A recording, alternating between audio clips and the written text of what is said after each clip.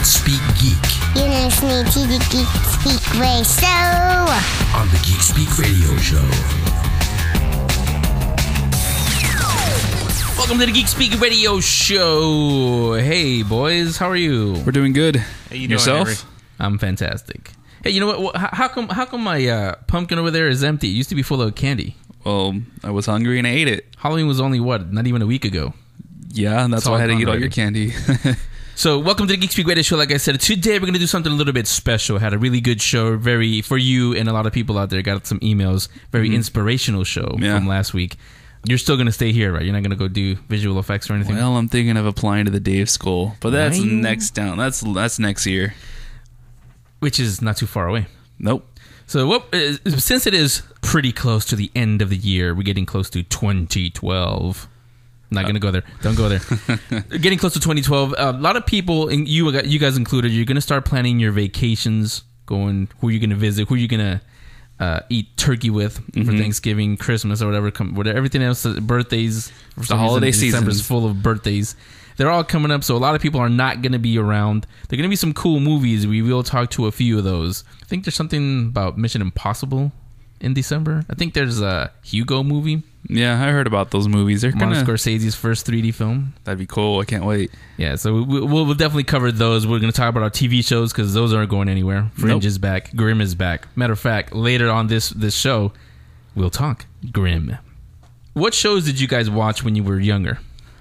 I was a part of the TGIF. Not animated either. I'm talking about like real live action primetime shows. Oh, it was part of the TGIF family thing on ABC. I was going way back. I'm going way back. And other than that, I grew up on Nickelodeon, like classic Nickelodeon, classic MTV. Like I was spoiled. I guess that was the best time for, I think, in television. I mean, because I really cared about a lot of these TV shows. Producer Damon jumped in here. What shows do you remember? Yeah, along with Romo here, it was TGIF. Of course. I mean, we got the Family Matters, Full House. And then it was Nickelodeon, Snick. Yeah. And then on top of that, I'm trying to think. Yeah, MTV was also another one that I also got into as well. You mean you watch music videos? Because they actually played music videos. Yeah, they actually played music videos and the original Real World. I feel bad for these kids nowadays. So those are some of the things I was watching back then. Yeah, why even bother calling it MTV anymore? Music television. Where's the music? No, there's no music. But the point of this conversation before we go on to music television is remember when those shows would go on hiatus, but before they did that, they would do the clip show. Yeah, the summer reruns. Yeah, they would come in and they would film maybe like 2 or 3 scenes, and the first one I think of is the Fresh Prince of Bel-Air. I remember when Carlton used to come in and say, "Will, you've taken my girlfriend so many times," and it would just flash back to episodes where that happened or something else happened or something with Uncle. You always laugh at Uncle Phil, and then it would go back. We're gonna do that today. Are we going to go into a time machine or what? Yeah, we're not going to play Fresh Prince of Bel-Air clips. We're going to play some of our old clips. We're going to do a completely new show next week. But this week we're going to talk... Well, first you're going to listen to something that was actually producer Damien's idea from last year. You found her... where did you find her anyway?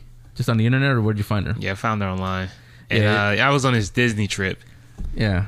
He was actually on a Disney buying trip because it's not a museum. It's an animation. They sell animation cells. It's called the Wonderful World of Animation, run by Debbie Weiss. It's in Los Angeles. Yeah, it was in Los Angeles. Yes, it's in Los Angeles. So what we're gonna do is go way back into time, and listen to a show from last year when we used to be on Togs and when we used to be a live show. Producer Damien, this was a pretty cool find from him. Debbie Weiss, from the owner of the world, what is it called again? Wonderful World of Animation. That's probably why you're thinking Disney, because even their logo, and it's up on geeksweekendashow.com, their logo looks a lot like something that would come from a Walt Disney movie, the Prince's logo things. And when you think of the Wonderful World of Animation, right away you think the Wonderful World of Disney, which was another TV show on ABC. A lot of TV today. So, and again, you can listen to this one, but when later on in the show, we will talk Grimm, one of the new TV shows. And Fringe, right? Yeah, perhaps. All right. We'll see. Well, at least we talk about that. That's good. Yeah. So here we go. Again, this is from last year, Debbie Weiss, World of Animation. Here you go. Her name is Debbie Weiss. She's the owner of Wonderful World of Animation. It's a gallery in Southern California. Debbie, you there? I am. Hi, welcome to the show. Thanks for What a coming on. fantastic intro. Thank you. And did I describe that correctly? Would it be considered a gallery? Is that correct to say? That's correct. I own an animation art gallery. So what that means is we basically sell original art that was used to make cartoons. Some of them older, like Snow White. Some of them on the newer side, like The Simpsons. Is this animation cells, or what are they exactly? Exactly. The animation art has kind of a loose definition. Most people, when they think of animation art, think of the animation art cells because they're colorful. When you pause a TV show or you pause a DVD, that's what matches because that's what they took a photograph on to put on the screen. But it also can consist of drawings, concept art, storyboards, things that are farther back in the process, which are still highly collectible, but not necessarily on the front of everybody's mind because it looks a bit different than the end product. How did you get into animation? How did you get interested in it? I actually used to collect comic books, Archie comic books, when I was little, and then someone bought me an Archie cell when I used to be a stockbroker in Japan, and I got it, and I was like, what is this? This is unbelievable. And my life was never the same, and I left Wall Street to do this. And so where exactly is the gallery? The gallery is in Los Angeles in an up-and-coming area called Culver City. And we also have it linked up on geekspeakradioshow.com. The website is on there. How did you get the idea to start the gallery? Well, what basically happened when I was trading, I get very intense and I get very into things. And once I realized I wanted to collect, I just started calling everybody I could find. I started finding all the sources I could. And I realized that I really love doing it. And as much as I love trading, I love this more. This was my hobby. This was my passion. And I thought that I could hopefully be a really good gallery owner and someone who could really help collectors find what they want. So when people come to us, we're not the type of gallery that just wants to sell what we make the most on or things like that. We ask questions of people. We want to know their goals and match the right piece to what they're looking for. Hi, Debbie. This is Damien. I just wanted to say I checked out the website, and it's really great, and I like some of the features that you have on there. And for me, personally, I like the Tom and Jerry stuff. It's really great to see that you have some Tom and Jerry and Jetson stuff as well. Oh, great. Thank you. Yeah, and so I know what were some of the cartoons for you that you grew up on and that you liked? When I was little is when, because I'm 42, that's when Scooby-Doo was on in the Saturday mornings. And I remember watching the Flintstones when I was about 4 and things like that. So those are the ones I have kind of like that when I was little attachment to. Yeah, I can tell you, Debbie, those cartoons stand the test of time because I have a 3-year-old daughter and she loves watching those. She can watch them for hours and hours. So those cartoons definitely stand the test of time.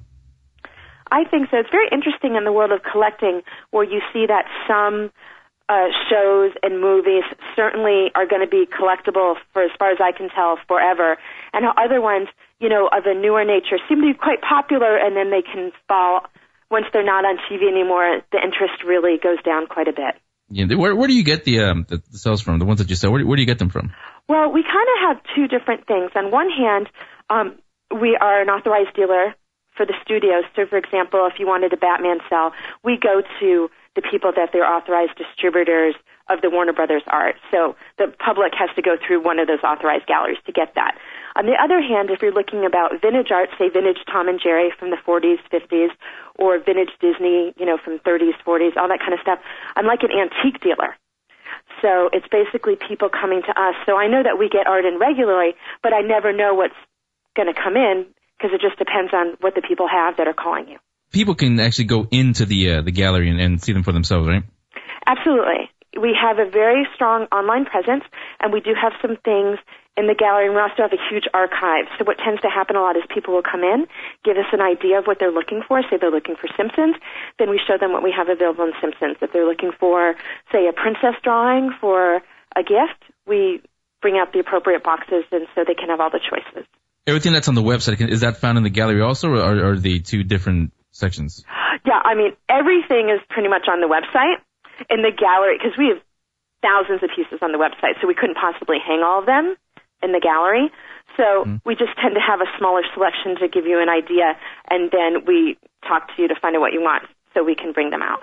Yeah, and again, the website is linked up on geekspeakradioshow.com. You can go on there, and it's not just Disney, it's not just Tom and Jerry like Damien mentioned. Everything is in there. You guys were looking at it. What did you guys see?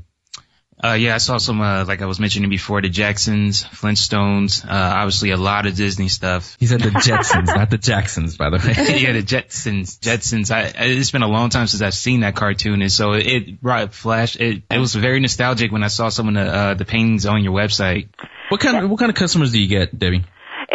That's actually an interesting question because the customers are different for the different kind of titles. So if you look at something like Simpsons and Family Guy, those tend to be people that are a bit younger, a bit edgier, they kind of have a quirkier sense of humor. Mm-hmm.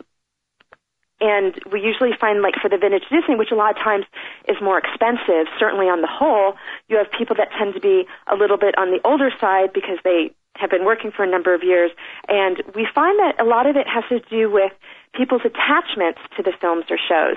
So people that are older tend to have grown up more with the Cinderellas and all that kind of stuff. And then the younger people tend to, have watched The Simpsons for so many years. So the target markets vary depending on the title. And what's also interesting is you find different countries have different things that they tend to like. So we have a tremendous amount of English clients. They love The Simpsons. They love Winnie the Pooh. They love Pinocchio.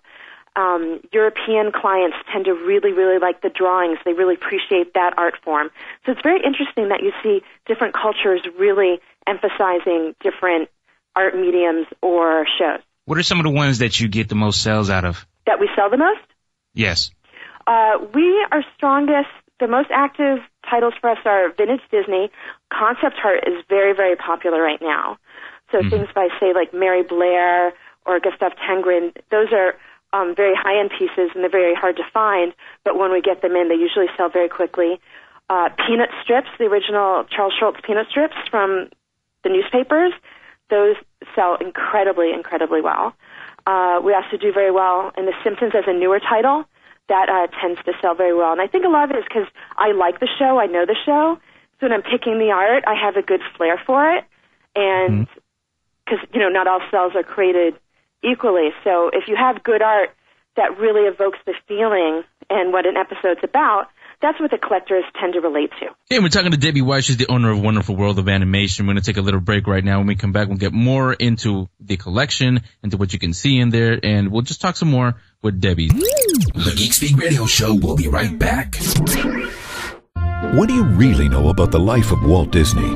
Okay, you may know some things about Mickey and Disneyland, but if you think you know more than that, feel free to say something now. We thought so. If you want to get to know the Walt in Disney, the risk-taking and always inventive man behind the magic, visit the Walt Disney Family Museum, filled with interactive stories, movies, music, and original animation in the Presidio, San Francisco. So how much do you know about Walt Disney? Everyone knows Mickey, but do you know his birthday?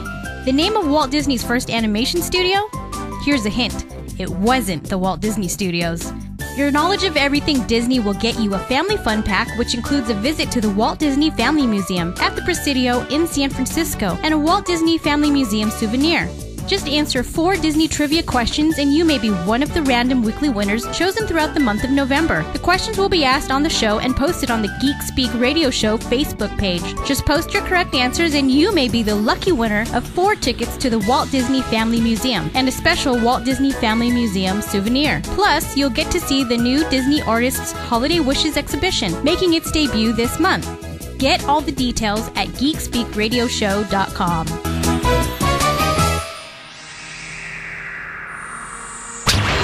People who get it, get it. You're listening to the Geek Speak Radio Show.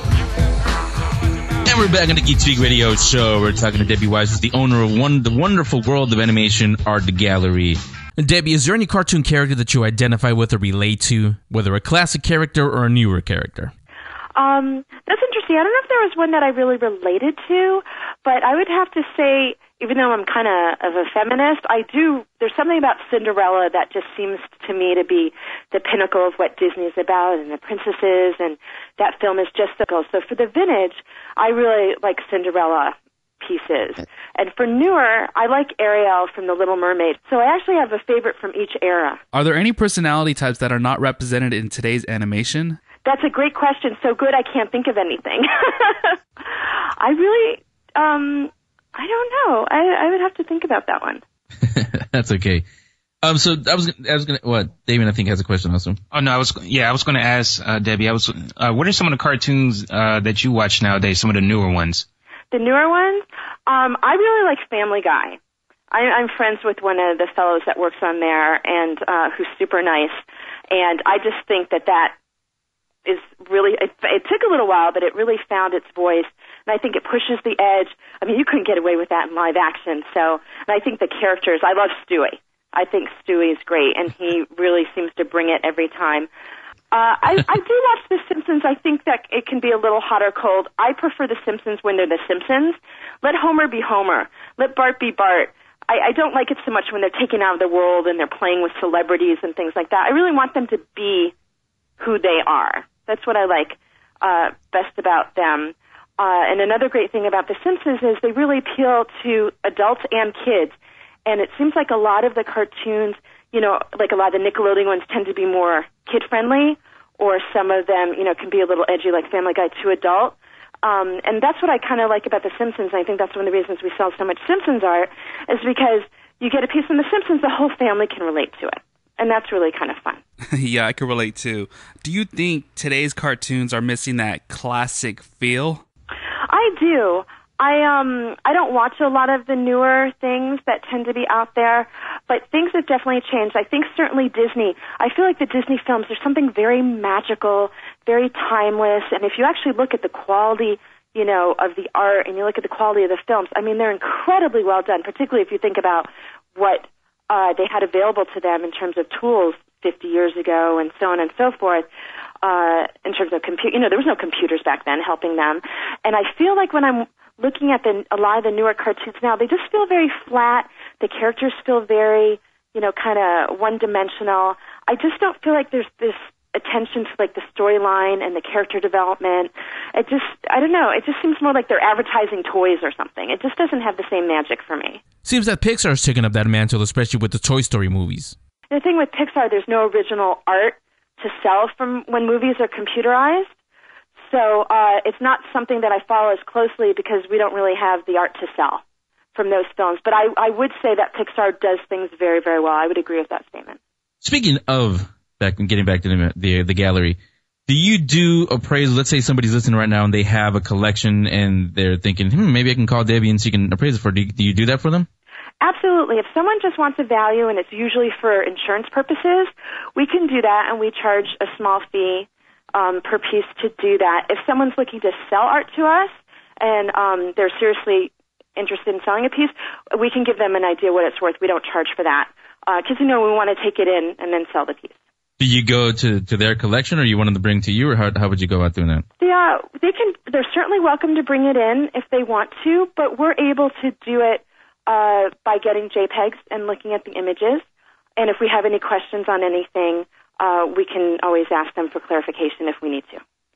Okay, and I'm sure it's on the website, but go ahead and give everybody the contact information.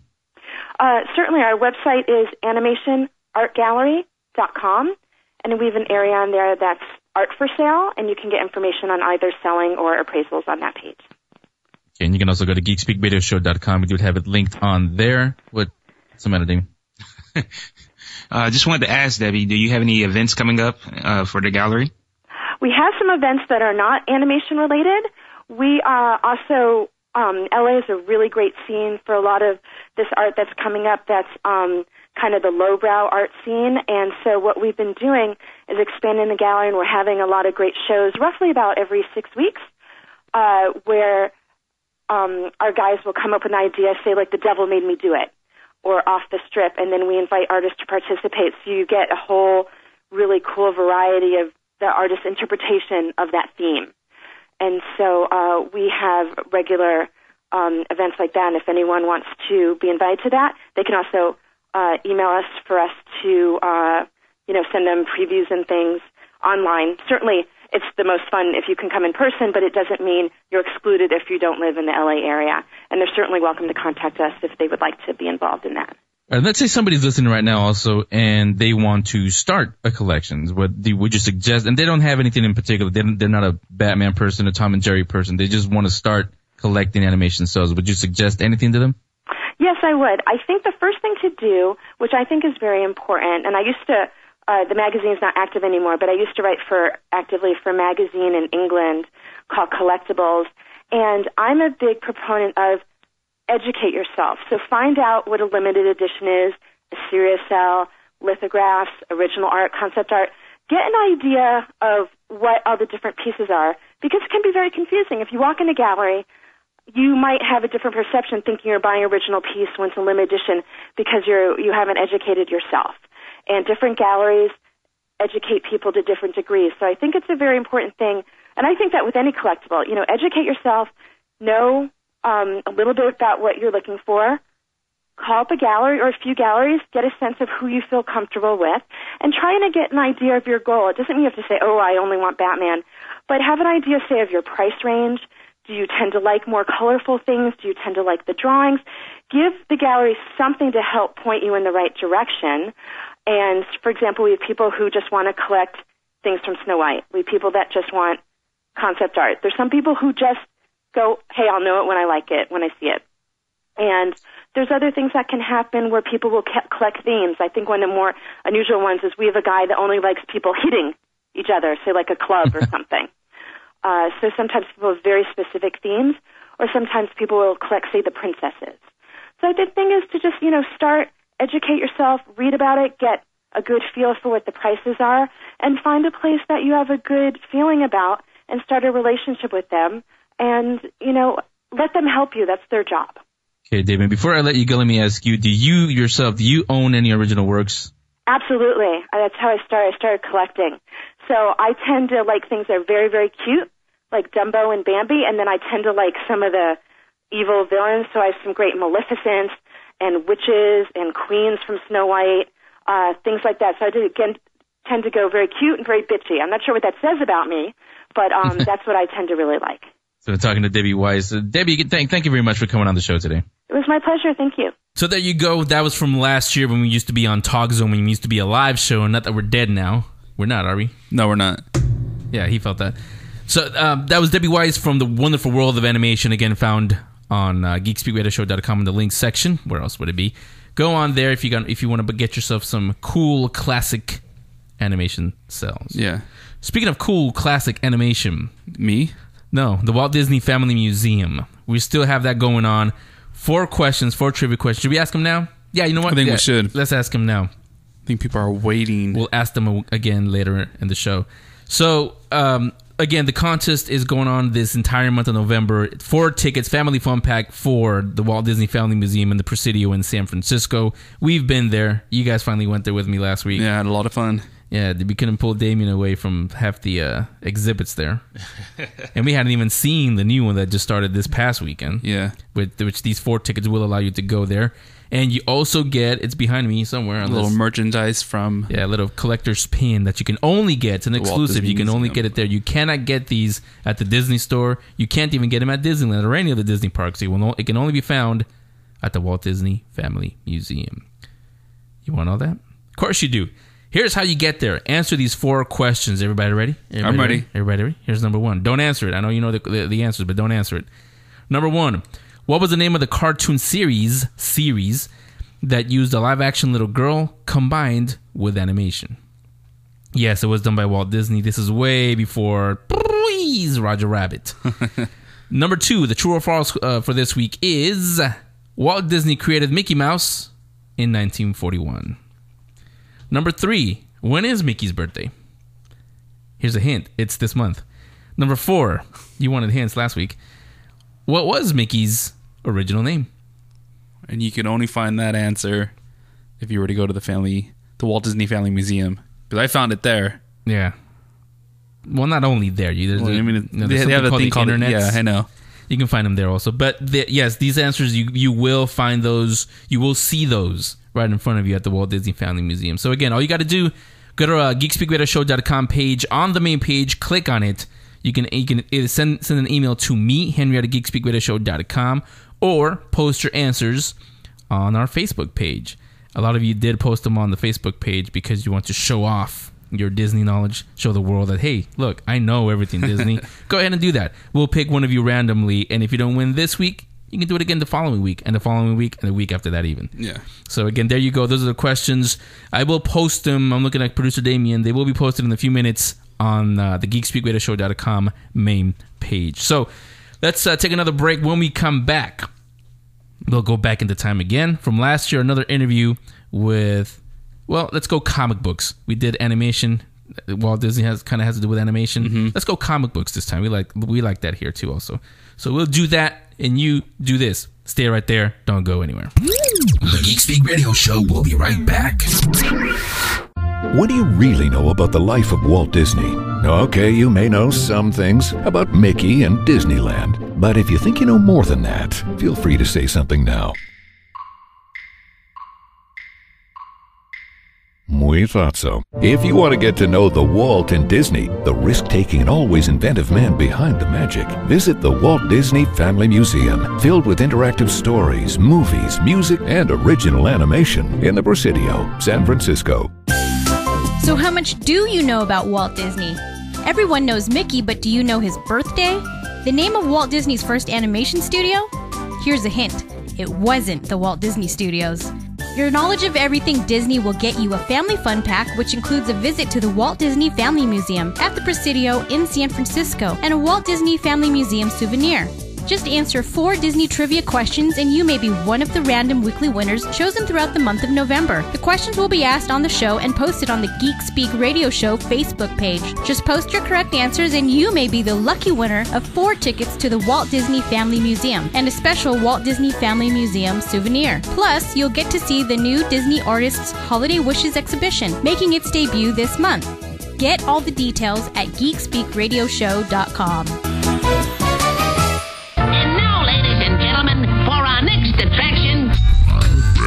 Geek Speak Radio Show. Now back to the Geek Speak Radio Show. And we are back on the Geek Speak Radio Show, our clips show. Feels like we're back in the 80s. So who am I? Fresh Prince? Carlton? I think you're more Carlton. Okay, I'm not going to do his dance though. So welcome back to the Geek Speak Radio Show. We are doing the clips show for today. Just heard a pretty interesting one. Those of you who want to buy animation cells, you know where to go. Another wonderful world of animation. Now, like I said, we're going to take it to comic books. We did animation, now we do comic books. Couple of interviews again from last year when we were on Talk Zone. First one is going to be from Mike Burkey. Burkey calls himself Romita Man. RomitaMan.com is a website up on GeekSpeakRadioshow.com in the link section. Then after that, we'll hear from Todd Kent, the comic book literacy documentary film. Gonna keep in touch with Todd Kent and find out where he is on that, because he was showing it. You and I saw it, but not everybody has seen it yet. You may have seen the trailer at Comic-Con, at WonderCons, at the comic book conventions. He has a booth there too, as well. Yes, but he's not showing the film yet because it hasn't gotten distribution, as far as we know. Like I said, we'll probably have him on, have him give us an update on what's going on with that. So that's what's going on right now. You're going to hear 2 comic book related interviews from last year. Here you go. So, like I said, now, how about we talk comic books? Nice. More specifically, comic art. That's what I love comics for, is the artwork. That's why I collect. That's why I love X-Men. I love Spider-Man. It's the artwork itself that we all buy comics for. Even the story. You do collect them, right? Yeah, I do. Yeah. So does Mike Burkey, actually. He has a website called RomitaMan.com. And yes, if you're a real comic book fan, you recognize that name. Yes. That's not his last name. John Romita. The Romitas. Yeah, we do. Senior and junior. So let's talk to Mike about his collections. When did your interest in not collecting the art, but collecting comics themselves, when did that start? Yeah, I was about 11 or 12, and growing up in Cleveland, Ohio, and interestingly, back then, didn't have money, never got allowances, and I told my dad, a friend of mine in 6th grade showed me his comic book collection. He had about 300 comic books, and he invited me over to his house, and he was telling me all about Flash, Superman, Spider-Man. He battles this villain in this issue, this villain, and I just got hooked. And my dad goes, well, if you want to collect comics, get a job. So I delivered papers for 3 cents a paper, and that's how I started collecting comics. What were some of your favorites? Favorite titles, I mean? Oh, Spider-Man, Hulk, and Avengers, I would say, were the 3 books I read the most. Those were my favorites. And Iron Man. Yeah. Yeah, mine were always... Oh, go ahead. I'm sorry. No, go ahead. No, I was just saying, growing up, I used to love this TV show called lot of people that probably are under 40 probably never heard of it. It was called Ultraman. And I loved Ultraman and Johnny Sacco as a kid, and Iron Man always reminded me of Ultraman, so I always got into Iron Man because of that. Yeah, I actually remember that show. I'm almost in my 40s, not quite yet, but almost there. Yeah, but I remember that one. I was gonna say my favorite title was, I've always been a Spider-Man guy, but I also like, the Avengers, Fantastic Four, X-Men, all the other ones also. But Spider-Man has always been my favorite. When did you start collecting the comic book art?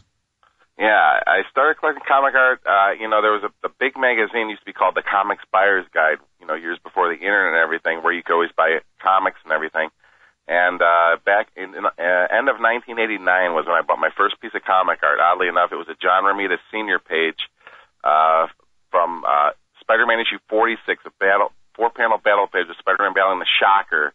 And I paid $100 for it back then, which at the time, which I didn't know, I actually found out that was actually a high price at the time for it. But that was the first piece of artwork I got in, and I had no idea what it would look like, the size or anything. But the day I got it in, a little light bulb went off in my head, and I said, "Oh man!" I said, "This is the future." I said, "Comic books are cool, but this is the stuff that's going to be worth something one day," and it's held true. Yeah, most people that would have found that, like, for example, me, I would have probably kept it for myself. What made you want to sell it? Because it is a John Romita, after all. No, I bought it. That was my first page I bought. Yeah, I'm saying, but when somebody gets those, what would make them want to sell it? Because eventually that's what it's going to lead to. Well, interestingly, obviously, if you need money, but most people, I found out that when I started collecting, most people collect, and I always said, wow. I said, some people would have a Spider-Man page that I want, and they said, well, I don't want to sell it. I collect. So I had to buy the stuff and try to find the stuff that I don't collect so that I could trade them. So that's what I found out, that I had to buy stuff that I don't collect so that I could trade other people for the stuff I do collect for the Spider-Man art. They would say, like, get me an X-Men page or a Fantastic Four page, and I'll trade you my Romita Spider-Man page, but I don't want to sell it. So that's what happened to me. So I said, doggone it. I said, I gotta find out the market on the stuff I don't collect so that I could trade these people for the stuff I do collect. So that's how I sort of got into it pretty hot and heavy, getting into the artwork. Okay, and again, we're talking to Mike Burkey. He's from RomitaMan.com. The website is linked up on GeekSpeakRadio.com. You guys can go on there. I'm going to take a break right now. Go on there, take a look at the art. Romo is over there.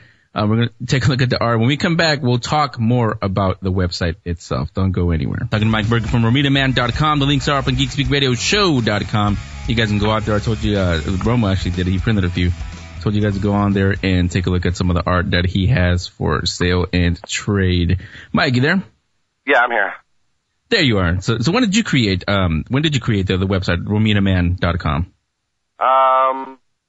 Back in 2003. I was on another friend's website for a little bit, but I started that website back in 2003 with a local friend who was my webmaster who helped me get it all set up. Why did you decide to call it Romita Man? Yeah, it's sort of neat. Well, believe it or not, other people kept calling me that. I would, before the internet, I would go to conventions like the Chicago Comic Con and the Motor City Comic Con and San Diego Comic Con, and I'd set up with Armor, and people would say, "Who are you?" And I told them my name, and they'd look through my art, and they go, "Oh, you're the Romita guy. You're the guy that has all the Romita art. You're the Romita Man." And I thought, you know what? I said, that's a neat name for a website. Plus, I'm such close friends with John Romita Sr. And Junior, but more Senior. And I just said, you know what? Romita Man, that's almost like a comic book name, a superhero name. So I said, Romita Man. I said, when the internet came about, I said, that's what I'm going to call my website, and homage to my friends. So it all worked out. Yeah, and tell us what we can find on RomitaMan.com. I told everybody to go on there. And again, the links are up on GeekSpeakRadio.com. But Mike, you tell us what can we find on RomitaMan.com? Yeah, I have about 2,000 to 3,000 art images of art, and I give pretty good descriptions of what they are. A lot of people don't do that. I try to give real good descriptions so people can understand, what's on the page and what they're buying and things like that. But again, the neat thing about comic art is that it's all one of a kind. I always used to tell people that I said, you know what, if you collect and comic books are fine because we all are. Every comic art collector is a comic book collector first, of course, because it's a nostalgia thing. But I always tell people, like when I first started collecting, I said, a comic book is a color Xerox of this one-of-a-kind original. And I said, when you have it, you have the only one in the world. And I said, I bet in the future, when I first started collecting, I said, these things are going to be worth something one day because there's no price guides for it or anything like that, like comic books. So basically, the market sort of dictates it. But I always tell everybody you have to collect it because you love it, not because it has value or anything like that. But and the stuff is, the art has gone up, exponentially since when I first started collecting. I mean, Spider-Man pages, I used to pay $40. I never paid over $100 a page for years for Romita Spider-Man page, and now, they go for between like $5,000 and $20,000 a piece now. And, and everybody says, how did you know to collect that? I said, I knew to collect it because it was the cheapest stuff out there. I couldn't afford anything when I got out of the Army. and it's just grown. Like I said, the auction houses, Sotheby's and Christie's were the first two places to have auction houses where everybody in the world could bid on these things. And that's when prices started going up exponentially. And then when the internet came about, that broadened the horizons for everybody all over the world to be able to see these things. And that's how they went from sort of a novelty collectible to, art that's in, museums now. So. Yeah, I think the movies that have been coming out made them more iconic and let people see that, oh, hey, this actually could be worth something. So do you get just comic book collectors, or is it from all walks of life now? It's all comic book collectors because, sadly, in some ways, the hobby is almost an expensive hobby. It's impossible for somebody off the street to just get in the hobby and really, buy a lot of the high-end things. But I always tell people, the next new artist that might be selling artwork for $25, $50, $100 a page, they could be the next, the next Todd McFarlane guy where his stuff is, through the roof or things like that. So, but it's a fun hobby. And like I said, like I said before, you always have to buy the stuff you enjoy and the stuff you like because it's a hobby. But unfortunately now, it's not unfortunately, but it's a high-end hobby now because the artwork has gotten so valuable over the past, 15, 20 years that nobody could have ever perceived, and nor I, but it's quite amazing. So. Yeah, and again, we're talking to Mike Burkey from RomitaMan.com. The links are up on GeekSpeakRadioShow.com, so you guys can go on there and take a look at some of the art that he has. Mike, what was it like meeting, well, you said it's a friend of yours, but what was it like meeting John Romita, Sr.? Yeah, it was great. Well, I first met him, I actually had a comic book store, me and my older brother. He did the sports cards, and I did the comics, and we opened up a comic shop, sports card shop back in 1991. And I met John Romita and Stan Lee in 1992, for the first time at a sales conference, a comic book sales conference in Wisconsin. And it was great. It was like I said, I liken it to like a movie buff meeting their favorite actor, like if you're a Nicolas Cage fan or something like that, just meeting him in person at a show, it's like you're in awe. And took a bunch of pictures with him, and it was the greatest. And just from corresponding throughout the years, we ended up becoming really good friends. And I visit him once, twice a year, usually in New York, and we become really good friends. And he actually flew to Ohio in 2008 to visit me, and I wanted him to meet my family because I said we were such close friends. I wanted him to meet my family, and he came out for my dad's birthday party, and we had a great time. It was a lot of fun, and a lot of friends came to meet him too. So. How'd you meet Junior? Just through Dad. Believe it or not, a lot of times I would meet John Senior, and John Junior would be over at the house, and plus I always would set up at a comic book convention in New York City, and John Senior and John Junior would come. So I got to meet John Junior through his dad. Okay. And he's a great guy too, him and his wife and his son, and I know all of them really well. They're great people. And on the website on RomitaMan.com, do you sell them? Do you trade them? What do you do on RomitaMan.com? Well, I mostly sell. Well, I collect the Spider-Man stuff, so I basically how it all got started was again just collecting Spider-Man art and me realizing that I couldn't just buy art from other people that had artwork. I had to try to trade them for the art. So I started buying the stuff I didn't collect, then just kept building and building and building. And so I pretty much sell everything but the stuff in my core collection. But on the website, I do have a section there where it says Mike's Collection Gallery.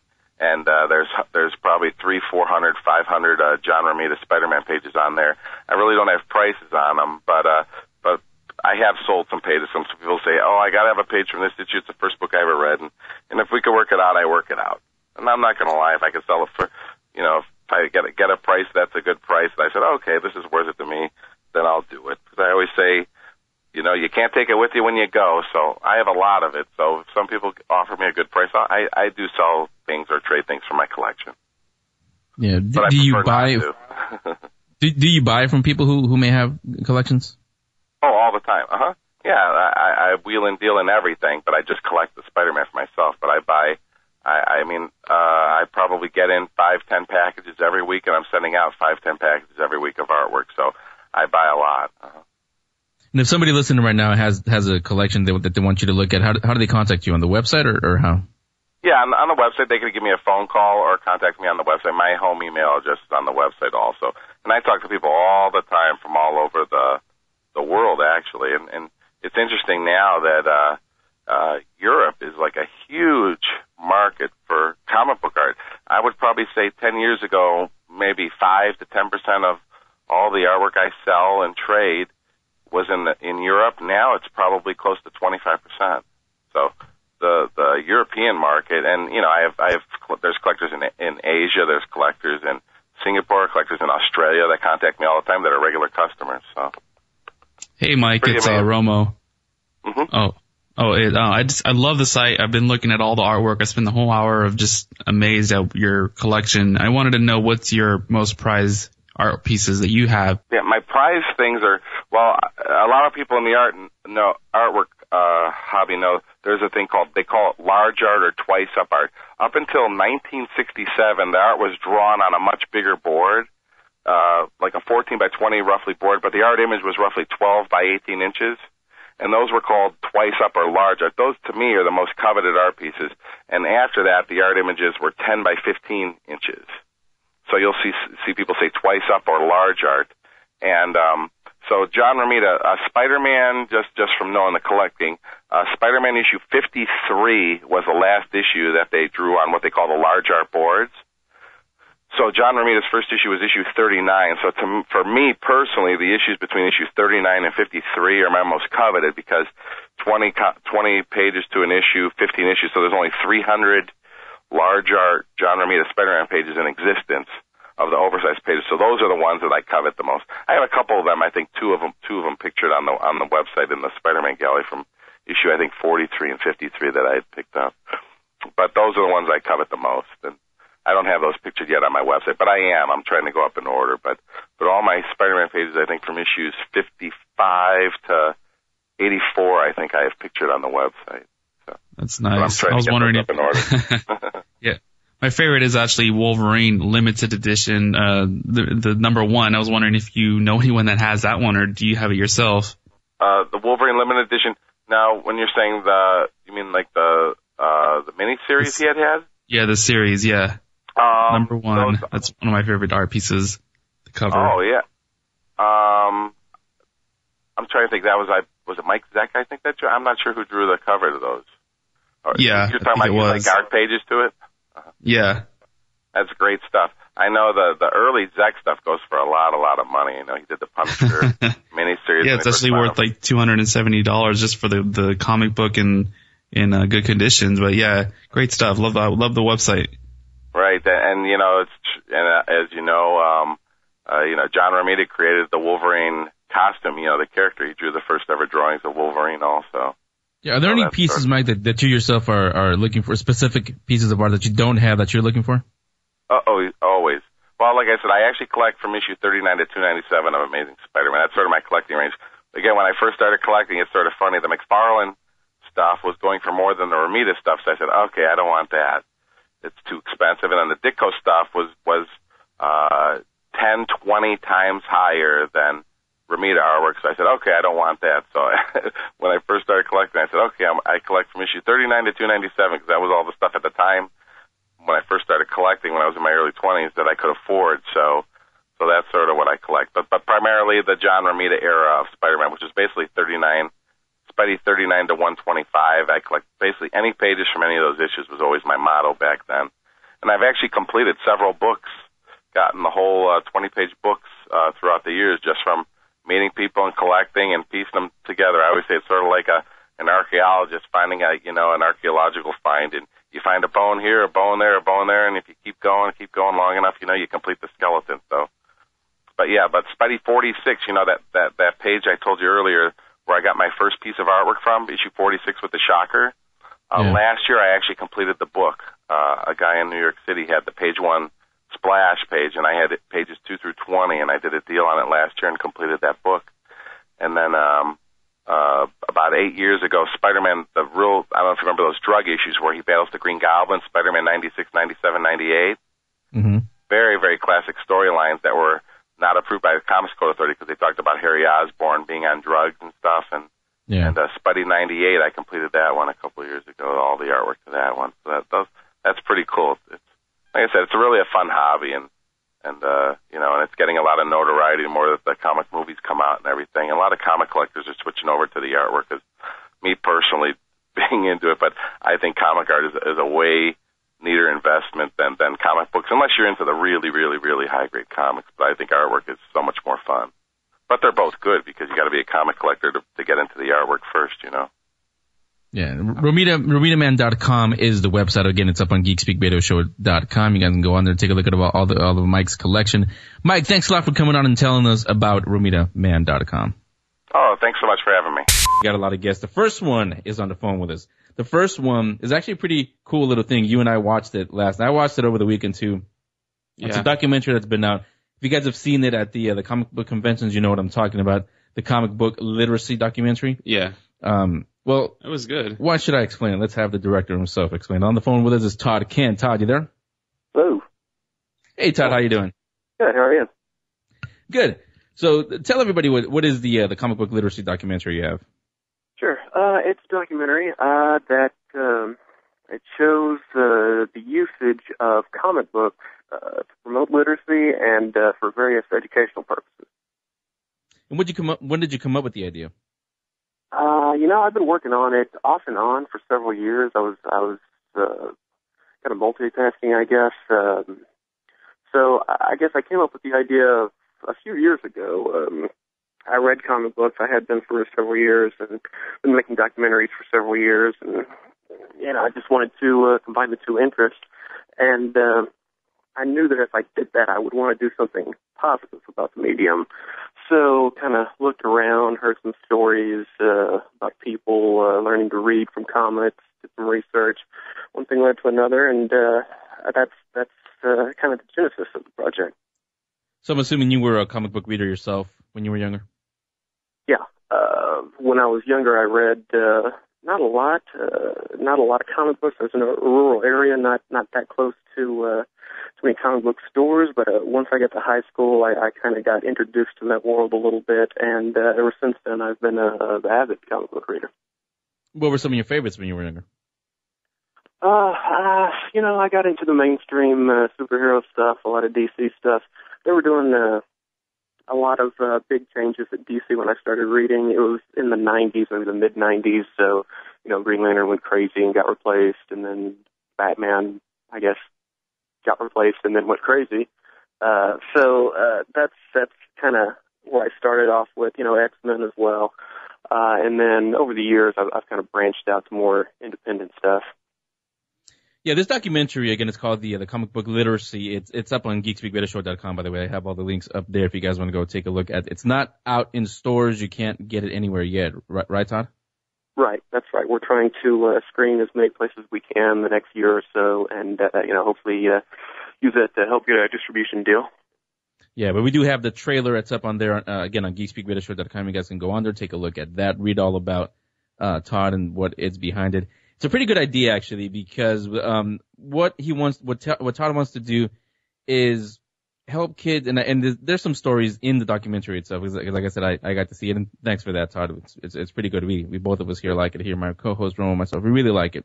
Thank you. But some of the stories in there, I like one especially. I forget exactly who it was, but he had a friend who came from somewhere in Asia, I think, and using comic books, reading the comic books. That, like you said, that translated into him reading Charles Dickens and all the classics. So reading comic books definitely does help kids as well as adults learn to read. Sure, yeah, and it's a lot of, you know, the visuals help. It gets people started, especially if it's a foreign language type situation. There's several examples of that.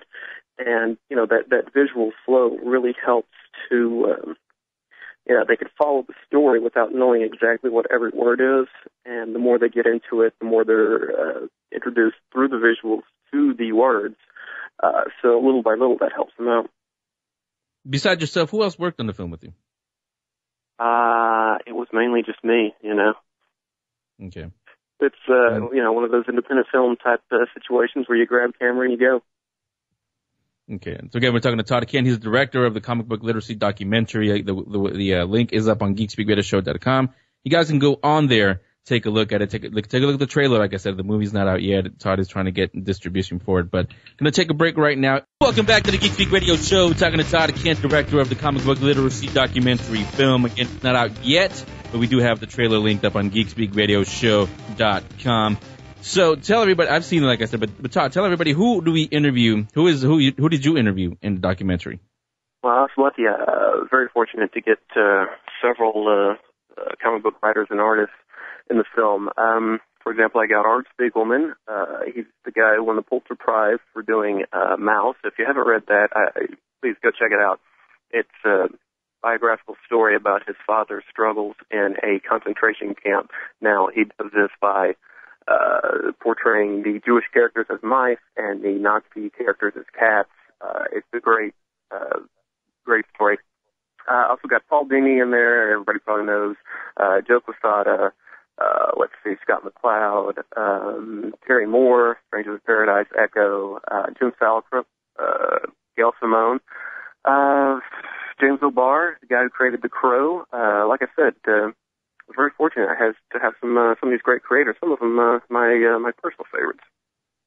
Yeah, we had Paul Dini on the show. When was it? Last week, I think, talking about his new TV show, Tower Prep, which is on tomorrow. Another plug for Paul's work there. Where can it be seen? Because, like I said, it's not out yet, but where can it be seen? Just the comic book conventions, or where can it be seen? Sure, yeah. We've got screening information on our website. It's comicbookliteracy.com. The next screening is going to be November 6th, I think, at the Vegas Valley Comic Book Festival, and that is in Las Vegas. As we add additional screenings, we'll post that to our website, our blog, our Facebook, all that great stuff. We screened earlier in the year at San Diego Comic-Con.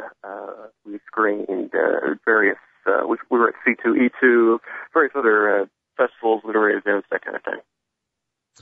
And who are you going to distribute the film, and has anybody shown any interest in distributing the film? We've had a little interest, a few bites, a few nibbles here and there. Nothing solid yet, so there's really not much I can say on that. So hopefully we'll keep screening, we'll keep talking to people like you and getting the word out and get something solid out of that.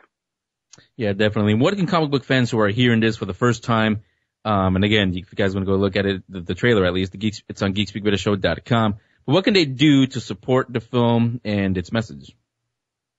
Well, if you'd like to see it in your area, you can always contact, if you have a local comic book convention or a local group or organization that you think would be a good venue, let them know, let me know. My contact information is on the website. Now, if you want to support the ideas in the film, I recommend taking your comics that you don't want and just giving them out to people, especially kids. A lot of libraries, a lot of schools will take donations. They're always looking for this kind of thing.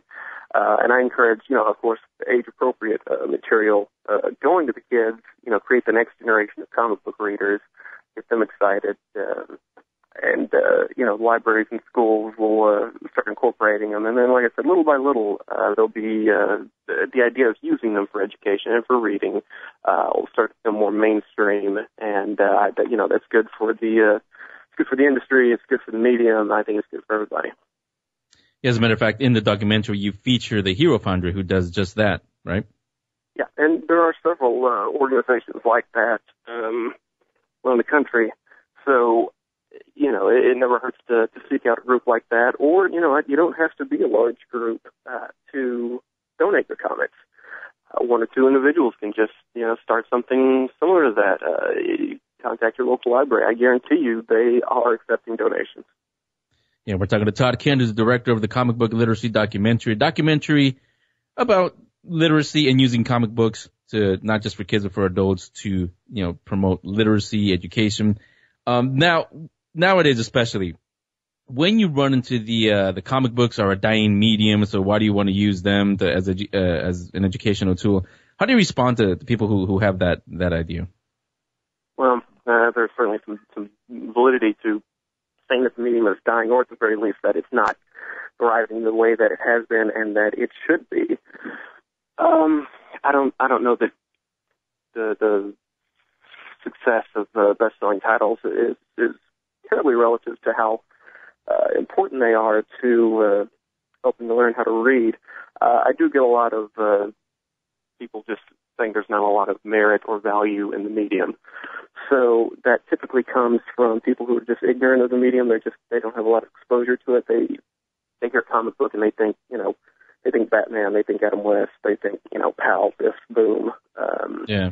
So I try to get the word out about how there are just a lot of different types of comics. It's not just superheroes. It's capable of anything that any other medium can be. It's like thinking of television as only game shows or only comedies, whereas there's 1,000 different types of television shows on television. The same rule applies to comics. A lot of different kinds, appeal to a lot of different people.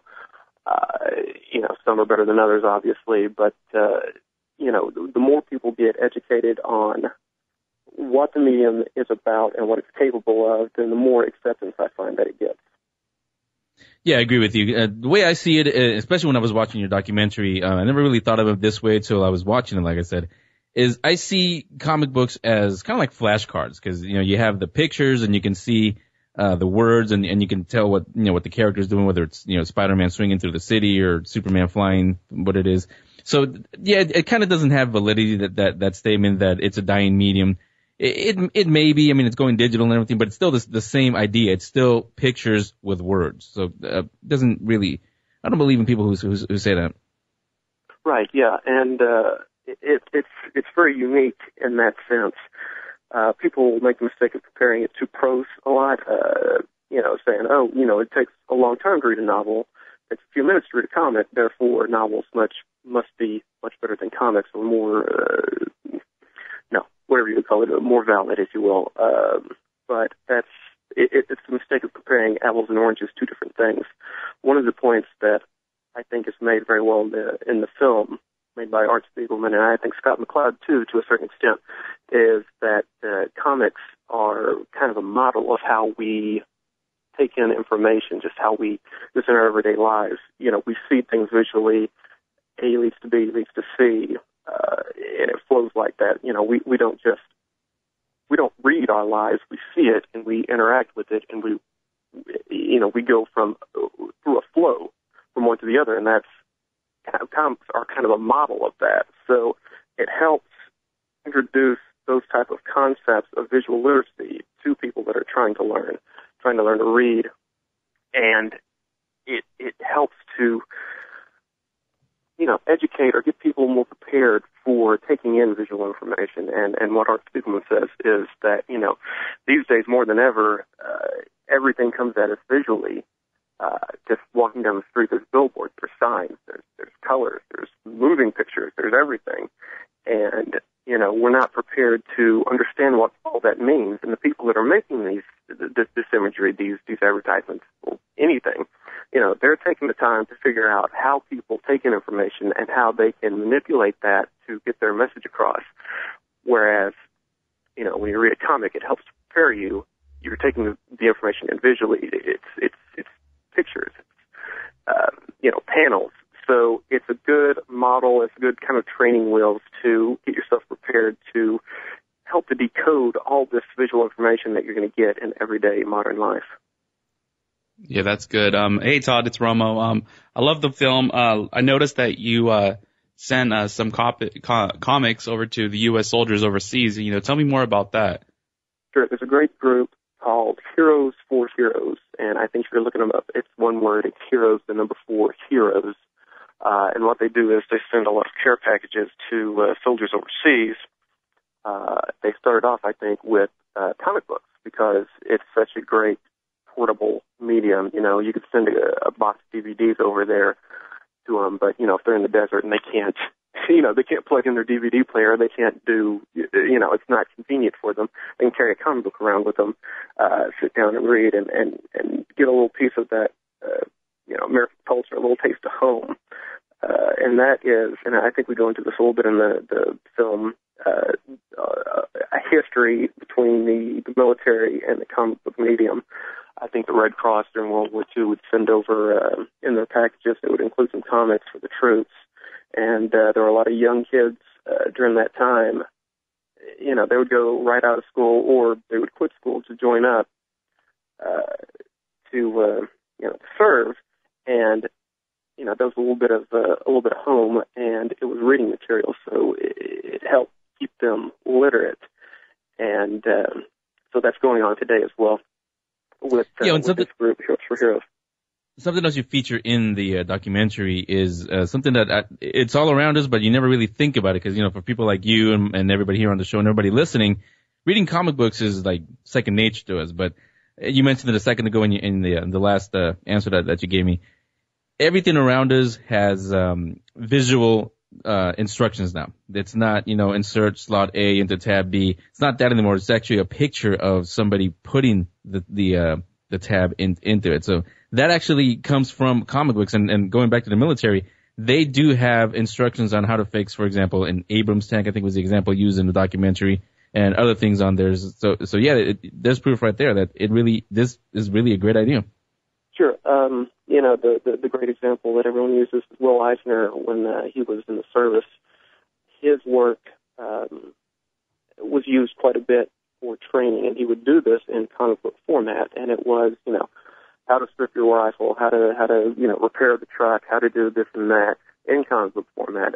They found it was one of the better ways to help to express this information. And you see it even now. You know, you go to IKEA. You pull out your instruction book for yourself or whatever, and there's no words on it. It's a comic essentially.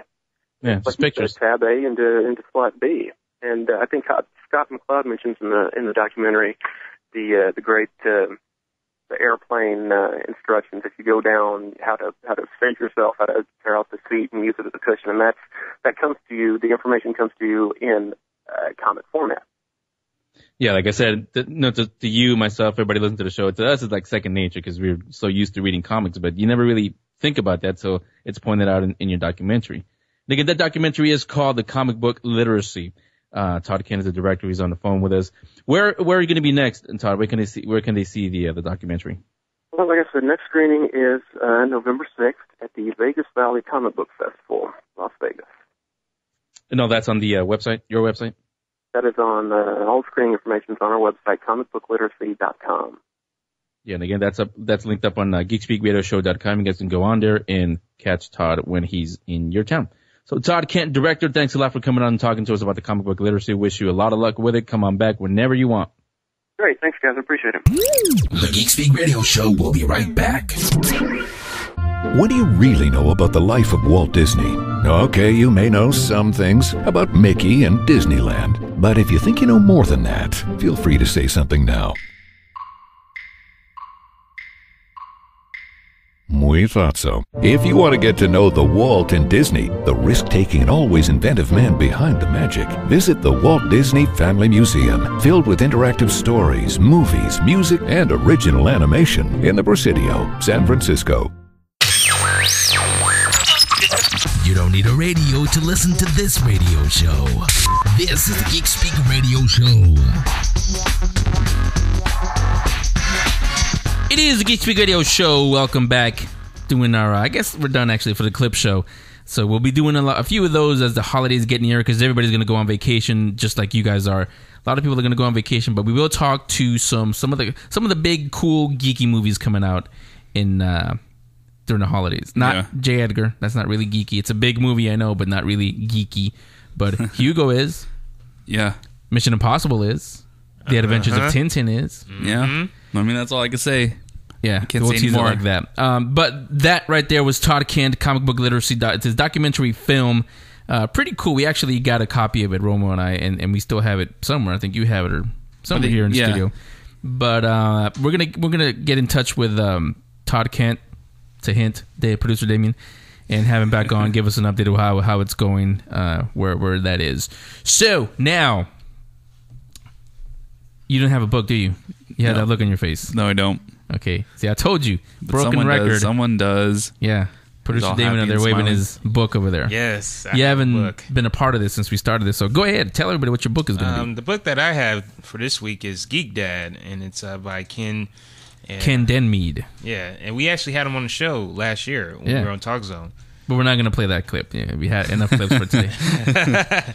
Yeah, but this is actually a good book. It's this is a young man who's well, let me guess. A geek and a dad? Yeah. That's probably why you call it Geek Dad, huh? Geek Dad. But yeah, it's a really good book, and I advise everybody to read this book. You have no kids, though. No, I don't. But what did this make you? Did it embrace something inside you that made you feel like? Yeah, well, I have little cousins and little nieces and nephews, so it was really cool just reading it with them. Did you try any of the projects in there? Yeah. Which one? Well, I know I did the Lego bricks and CDs for camp, so yeah, that one myself. Because we've been to producer Damien's house and transform your room into a spaceship. I mean, who hasn't done this? We're gonna tell people what the inside of your room looks like. There are some old toys and Legos just lying around there, so you might as well put in some good use there. Yeah, I mean, I like this book as well. I remember last time when we had him on the air, I was able to sympathize with a lot of his, just fun activities you can do with your kid. I mean, I did a lot of this stuff as a kid myself. So I think it's always great to pass down those traditions with your kids. It doesn't have to be geeky, but it's some bonding experience that you can have and pass down. Well, the truth is, most of the stuff is really geeky. The stuff he has in there, like he has one in there that I actually tried. Not because of curiosity, but because of necessity. I needed to. He there's a way for you to create a radar looking thing. Yeah. You can extend your Wi-Fi. You can catch the Wi-Fi better. Really? Like if you're let's say your what is it called? Your modem is downstairs in the basement or upstairs in a really high attic or just far away from wherever you wanted to, wherever your laptop or your iPad or whatever it is. In this book, in the Geek Dad book, Ken Denmead has a project where you get an old pan, an old silver pan, take out the handle, put a little USB thing with the USB part sticking in through the panel. You make it like a radar dish. You've also seen radar, like the satellite dishes. You've seen one of those. Then mount it on an old tripod. Like everybody has a tripod for your iPod or whatever you put on there. Your video cameras. Get one that you don't need anymore. Stick it on there. Run the cable into your computer or your laptop, wherever you want to catch the Wi-Fi, and there you go. You just extended it. So we tried that, and it actually worked in my house. That's how we're cool. Catching Wi-Fi now. So there are a lot of things that are fun, but there are also a lot of them that are you might actually need. Hard times, right? Cutting cost. Not that. It's just the way our house was built. There's a lot of chicken wire, and chicken wires, isn't very good for Wi-Fi. Yeah, that it can't go through chicken wire, but you get that extender, and it works perfectly. So. There you go. That's not Romo. Broken record again. Yeah, I'm gonna get one. He didn't. He got a cold, sort of, but he didn't get a book. But producer Damien came through. Geek Dad by Ken Denmead. Again, Ken Denmead, thank you very much for this book. Yeah, you can find the interview from last year on our YouTube page on Geek Speak Videos, or just go to the main page. The link is on there for you. So let's take a break. When we come back, we'll talk to David Lee. We'll do a couple of things with David Lee. We haven't heard him in a couple of segments because we had long shows. Yeah, all of you liked him, but I think it's time for some comics commentary again. Yeah. So he'll do that. Then we'll come back and talk. Finally, I got a chance to play a little video game that came out a few weeks ago.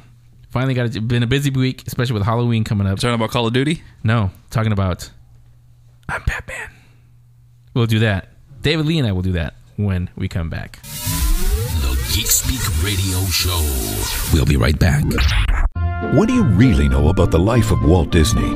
Okay, you may know some things about Mickey and Disneyland, but if you think you know more than that, feel free to say something now.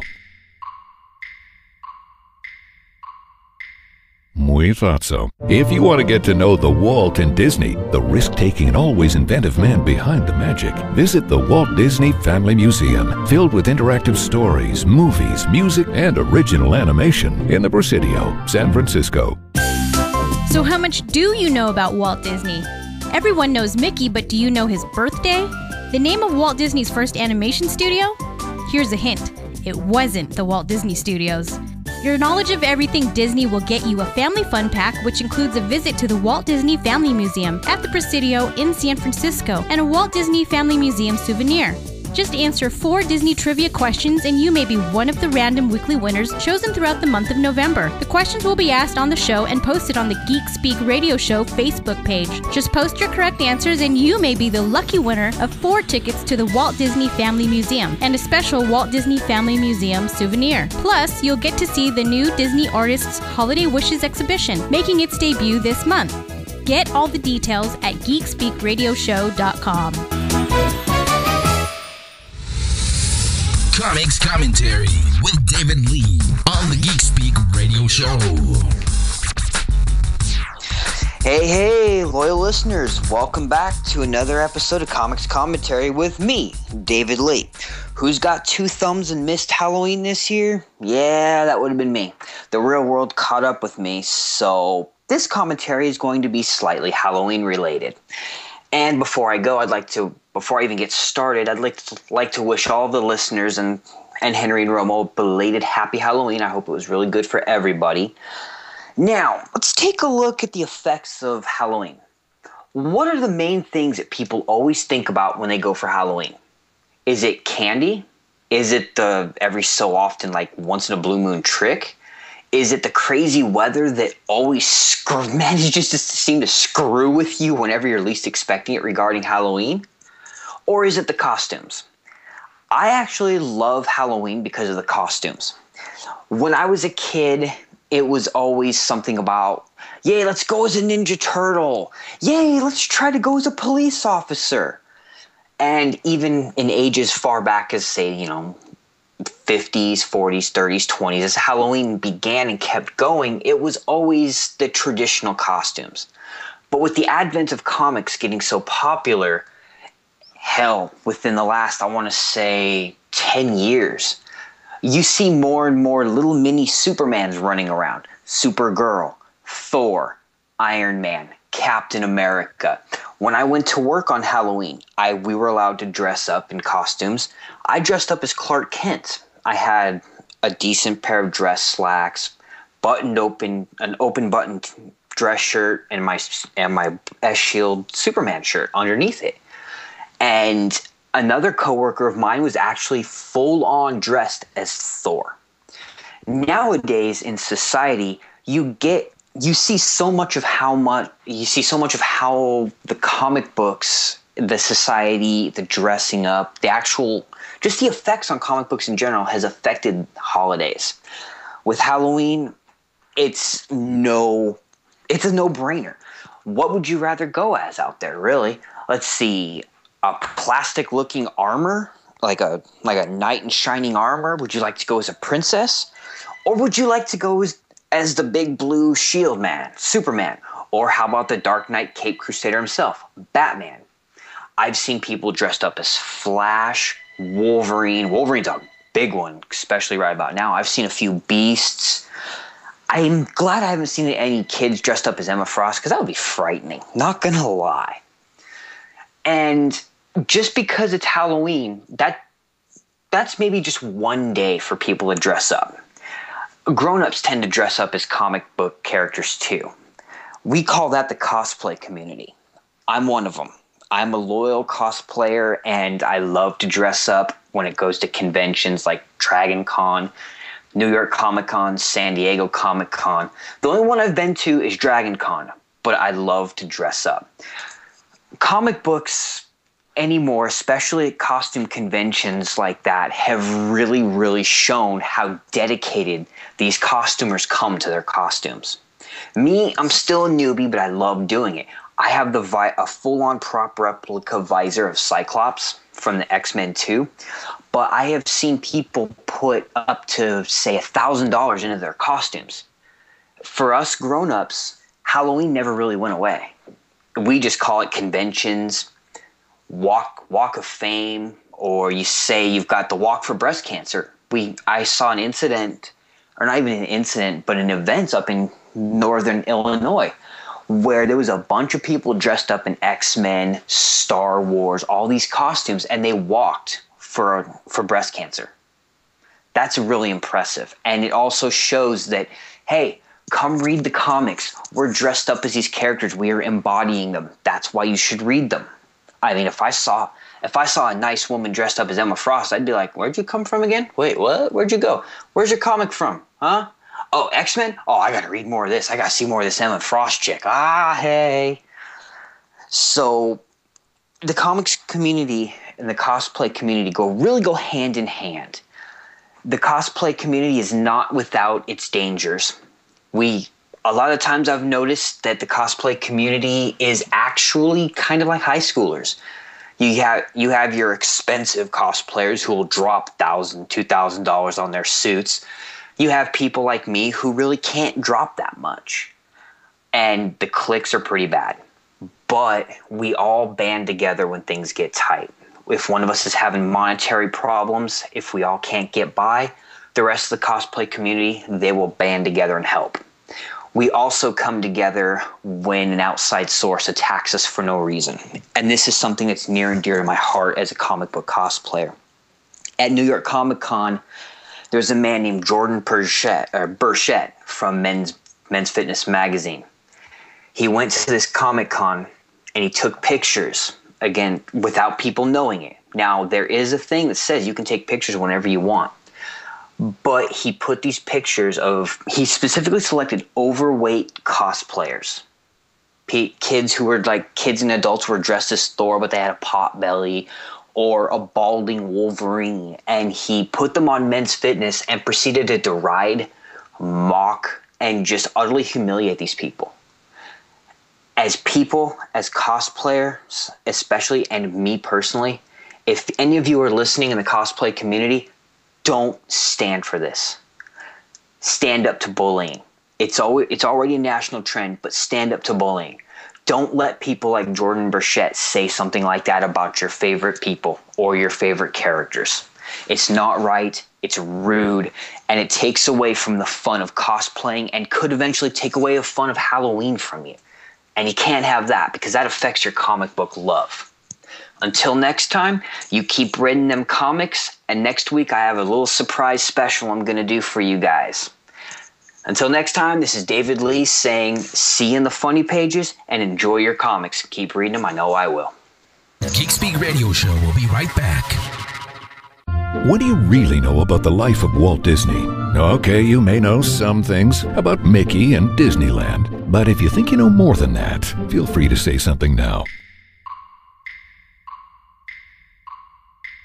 We thought so. If you want to get to know the Walt and Disney, the risk-taking and always inventive man behind the magic, visit the Walt Disney Family Museum, filled with interactive stories, movies, music, and original animation in the Presidio, San Francisco.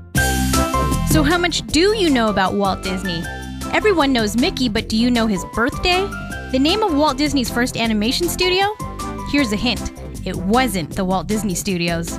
Your knowledge of everything Disney will get you a family fun pack, which includes a visit to the Walt Disney Family Museum at the Presidio in San Francisco and a Walt Disney Family Museum souvenir. Just answer 4 Disney trivia questions and you may be one of the random weekly winners chosen throughout the month of November. The questions will be asked on the show and posted on the Geek Speak Radio Show Facebook page. Just post your correct answers and you may be the lucky winner of 4 tickets to the Walt Disney Family Museum and a special Walt Disney Family Museum souvenir. Plus, you'll get to see the new Disney Artists Holiday Wishes exhibition, making its debut this month. Get all the details at geekspeakradioshow.com. You're listening to the Geek Speak Radio Show. Now back to the Geek Speak Radio Show. Welcome back to the Geek Speak Radio Show. So, heard the comics commentary from David Lee. I figured, you know what? Let's bring him back. Let's keep him on here. Hey, David. Hey, how's it going? Good. So let's keep you on to not talk comics, but talk a little video game that came out a couple weeks ago. Now, I've been talking about it even before the release, but been a pretty busy months, I should say, October into November. With Halloween, especially to us, it's like Christmas on this show because we just love Halloween here. So I didn't really get a chance to play Batman Arkham City yet. But I finally did. Nice. Now, the only thing is, and we were talking about it right during the break here, I didn't know that I was actually done with the game, so I thought there was more to go. But it turns out, talking to you, I actually did finish the game. Yep, that you did. Now you're on to pretty much free roam to do whatever a bat does. Yeah, because unlike most video games and unlike Batman Arkham Asylum, when I had the final battle... before we go on. Spoiler alert. Because at this point, all of you that wanted to play it, you probably played it by now, and if you haven't, then oh well.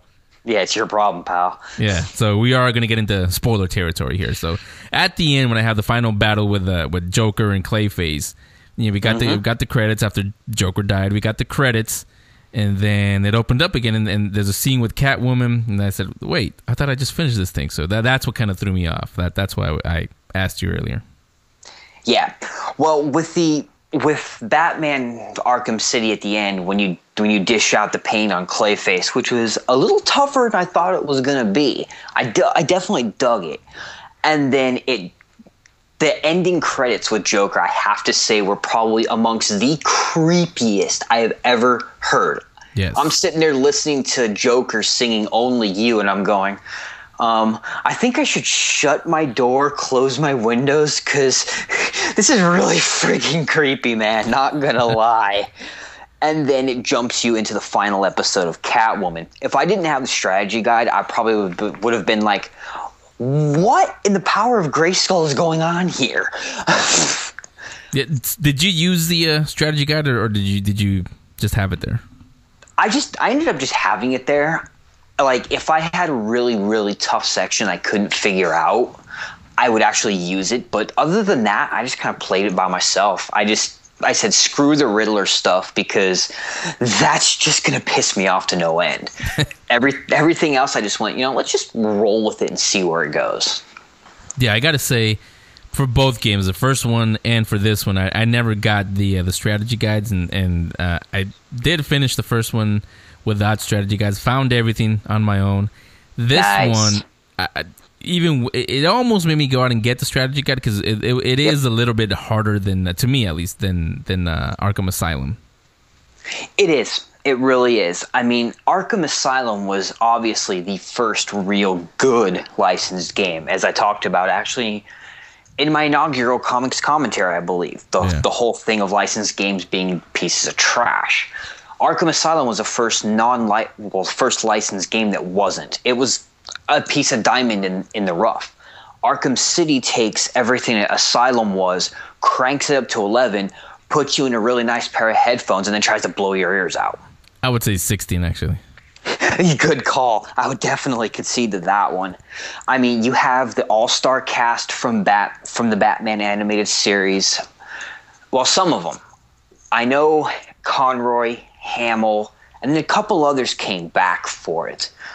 You also had all-star actors like Stanakotic from Castle did a voice. Yeah. Gray Delisle from X-Men Evolution and a whole bunch of other animes. She had a voice.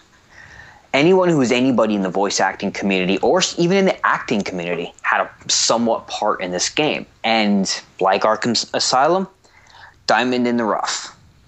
Yeah, and unless something changes, this was, for those who haven't heard, this was Mark Hamill's last time voicing the Joker.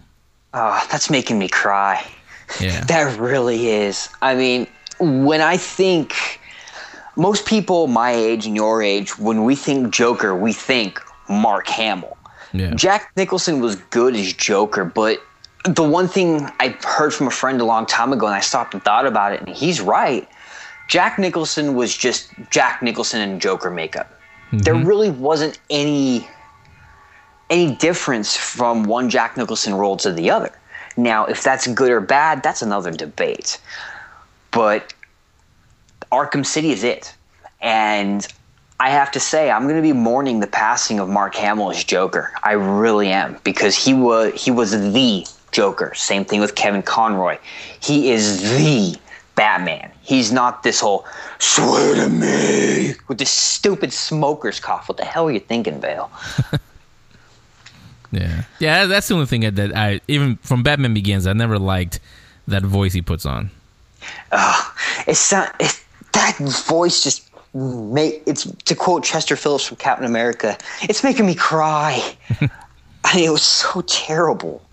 Hey, let me ask you something. Let me digress a little from Arkham City talk. No worries. Are you the kind of person who has to see every single spy pick or set pick from Dark Knight Rises? No, because truth told, man, and strong language here, fair warning, kids, so cover your ears. I don't give a shit about the movie right now. I really don't. I mean, it's... sure, it's definitely a Nolan we trust, but how can you top The Dark Knight? I mean, he's just got such big shoes to fill, and I don't want to get invested in this movie and then be just torn apart when it shows up on theaters and it's less. So I'd rather just be surprised. Yeah, see, I'm in the opposite with that. I really am looking forward to it. The movie I feel that way about is The Amazing Spider-Man for next year, the one with Andrew Garfield. That movie just... less said the better, please. Yeah, that's how I feel. I mean, I mentioned many times on the show that Spider-Man has always been my favorite, so I'm probably going to give it a chance only because of that, but I'm still on the fence about it, whether I really actually want to go or not. I'll probably end up going to Amazing Spider-Man. I definitely will go to Dark Knight Rises, mainly because I like to watch all the comic book movies. The Dark Knight series with Nolan, Batman Begins, TDK, and now this one. I've always been attached to that series because it was basically a resurgence in Batman that didn't suck. Yeah. Yeah, the other reason why I trust The Dark Knight Rises is Michael Uslan's involvement. Michael Uslan, he's the one that bought the rights. And we talked to him on the show a couple weeks ago. I heard it. Yeah, I think it was one of the shows where I think we missed your comics. I don't remember if you were on it or not. Yeah, we did. Yeah, but he obviously he loves Batman enough to write a book called The Boy Who Loved Batman. Yeah. So I trust the fact that he is, so to speak, on Nolan's shoulder telling him, hey, do this or don't do this, or no, don't do this. Yeah. So and we talked about it. He doesn't like spoilers either. So I like him. I like Michael Uslan. I could definitely agree with that. I wasn't on the show for that particular episode. Not that I'm aware of. I remember hearing it though. And I can definitely agree with this. My problem is that I just don't trust the casting of Anne Hathaway as Catwoman. And after seeing the pictures, I'm like, wow, she looks like Scarlet from the G.I. Joe movie. Congratulations. And you put these little retarded looking cat ears up on top. And I'm going, why didn't you just dress Selena closer to the comics? It would have made that much more sense to do it. Sure, it's a little outlandish, but this you're talking about a guy who wears a friggin' armor suit and has smoker's cough, and another guy who's wearing a friggin' mask that looks like Reptile from Mortal Kombat. Yeah. Is it really so hard to believe? Yeah, that I don't get either about Bane. Why he's got him looking like that. Yeah, I have all faith in Tom Hardy. I fell in love with that man during Inception, so I know he can do a good job. And Bale has already shown that he's really good with Batman. So I don't want to be disappointed, so I'm not looking at any of the spoilers as much as I can avoid them. And I have confidence that Nolan will do it, but right now I just don't care. I want to be surprised and blown away like everybody else come the time the movie's released. Yeah, I do care, but I don't care enough to go see the spoilers. Yeah. So, obviously, you like it. I like it. Going back to Arkham City. Definitely. Game of the year, or you want to wait? Because there are some other big games that have been released lately. Yeah, with the upcoming releases of Skyrim, Skyrim, Assassin's Creed Revelation, Saints Row the Third, and Halo Anniversary. Arkham City has, and especially Modern Warfare 3, Arkham City is going to have its hands full getting Game of the Year status. I definitely think it's a contender because you know as well as I do, Henry, they're going to take and release a disc later on that says Batman Arkham City now with all DLC. It's a Platinum Hits collection. Yeah. At that point, when they do that, that'll probably be a Game of the Year edition, and the game itself, pound for pound, is more than Game of the Year worthy. Yeah, I can see that. I'll be honest with you right now. I wouldn't give it. It's good, but I wouldn't give it Game of the Years right off the bat. Mm-hmm. When I played, what was the first Arkham Asylum? When I played that one, right away, I no question, unanimous Game of the Year. Definitely. With this, I'm not saying there's something missing. It's just not quite as good as Arkham Asylum. I can agree and disagree to an extent. Arkham City was basically the next logical progression from Arkham Asylum. I mean, what else could they do? They pretty much said, okay, here's all of Asylum. How are they going to top that? Anything less would kind of screw Rocksteady Studios over. However, I mentioned this before in my brief commentary for Arkham City as like a little spoiler-free review. A lot of it, you just get overwhelmed because there is just so much. You pop into detective mode, you can see and hear like 4 conversations, a ringing phone. You have like an objective meter. It spreads you thin from the word go, and that can definitely detract from some of the interest of the game. Yeah, those of you who haven't played it, going back to the movies again, that one scene in The Dark Knight where towards the end when he's using the, what do you call it, that thing that Lucius Fox made for him where you can use every cell phone as a microphone basically.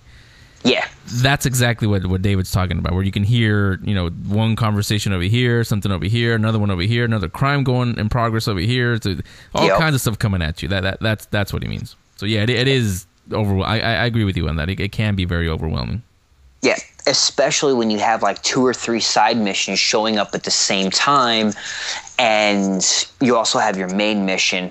A side mission in particular that really stands out in my head, and you and I talked about this briefly before, Victor Zaz's Call in the Dark. Yeah. Call in the Dark side mission. Basically, the story goes, for those of you who haven't played it, is you can find random ringing phones through the city. You answer them, and it's Victor Zaz on the phone, and he basically starts telling you a really strange story about his past, and you have to follow the call in the map, and you have to triangulate his position. But before you do that, you actually have to get to the other ringing phone, and that could be across the city, and you have like maybe a minute and a half. Yeah. That's very taxing, and truth told, it detracted from it for me. I don't want to play race. I don't want to play escort. I want to be Batman. Yeah, especially the Zaz one, that kind of threw me off. Especially because that's one of the first, unless I'm mistaken, that's one of the first side quests you get. And so it does kind of throw you off. You think that you have to do it because it's part of the story. Yep. Until you realize, wait, this didn't really move the story anywhere. Exactly. That's one of the things that they don't really tell you, but once you play enough, you can figure it out.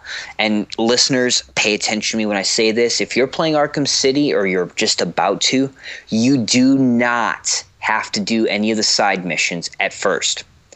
Only tackle the side missions when you are ready, because they will pull you away from the main story, and you will be stuck doing side missions for 4 to 6 hours. Now, I will say real quick that some of these side missions are actually storyline driven. Like, you can only access certain side missions after a certain point in the story. But level yourself up, get the gadgets, get the armor, get everything you need, and then take on the side missions, because you will be that much better for it. Yeah, I agree with you on that. So, you both liked it. I'm not quite ready to call it the game of the year yet. I don't know where you are. I'm thinking once they pound for pound by itself, it could be game of the year material, because especially in the world of licensed games, this would knock it out of the park. So that right there actually bumps it to about 50% for me. And then when you play it, you actually really get to see what it's like being Batman. I think once they finish releasing all the DLC, if there's some, like, say, extra levels or something, then they release it all on a disc. Once everything is released, it's all said and done, then I will really say 100% if it's game of the year. Because some of the DLC can actually suck and take it away. Yeah. So there you go. That's what we think of Batman Arkham City. And so, David, thanks a lot for hanging around. And we will talk to you for some more comics commentary next week. Hey, glad to be here. I got like I said in my commentary, I've got a little treat for my listeners coming up next week. I'm gonna flip the script on y'all, and so we'll see what happens. So can't wait for that. So we'll talk to you next week, and everybody else, stay right there. We will be right back. The Geek Speak Radio Show. We'll be right back. What do you really know about the life of Walt Disney? Okay, you may know some things about Mickey and Disneyland, but if you think you know more than that, feel free to say something now. We thought so. If you want to get to know the Walt and Disney, the risk-taking and always inventive man behind the magic, visit the Walt Disney Family Museum, filled with interactive stories, movies, music, and original animation in the Presidio, San Francisco. So how much do you know about Walt Disney? Everyone knows Mickey, but do you know his birthday? The name of Walt Disney's first animation studio? Here's a hint. It wasn't the Walt Disney Studios. Your knowledge of everything Disney will get you a family fun pack, which includes a visit to the Walt Disney Family Museum at the Presidio in San Francisco and a Walt Disney Family Museum souvenir. Just answer 4 Disney trivia questions and you may be one of the random weekly winners chosen throughout the month of November. The questions will be asked on the show and posted on the Geek Speak Radio Show Facebook page. Just post your correct answers and you may be the lucky winner of 4 tickets to the Walt Disney Family Museum and a special Walt Disney Family Museum souvenir. Plus, you'll get to see the new Disney Artists Holiday Wishes exhibition, making its debut this month. Get all the details at geekspeakradioshow.com. This station is now the ultimate power in the universe. Now back to the Geek Speak Radio Show.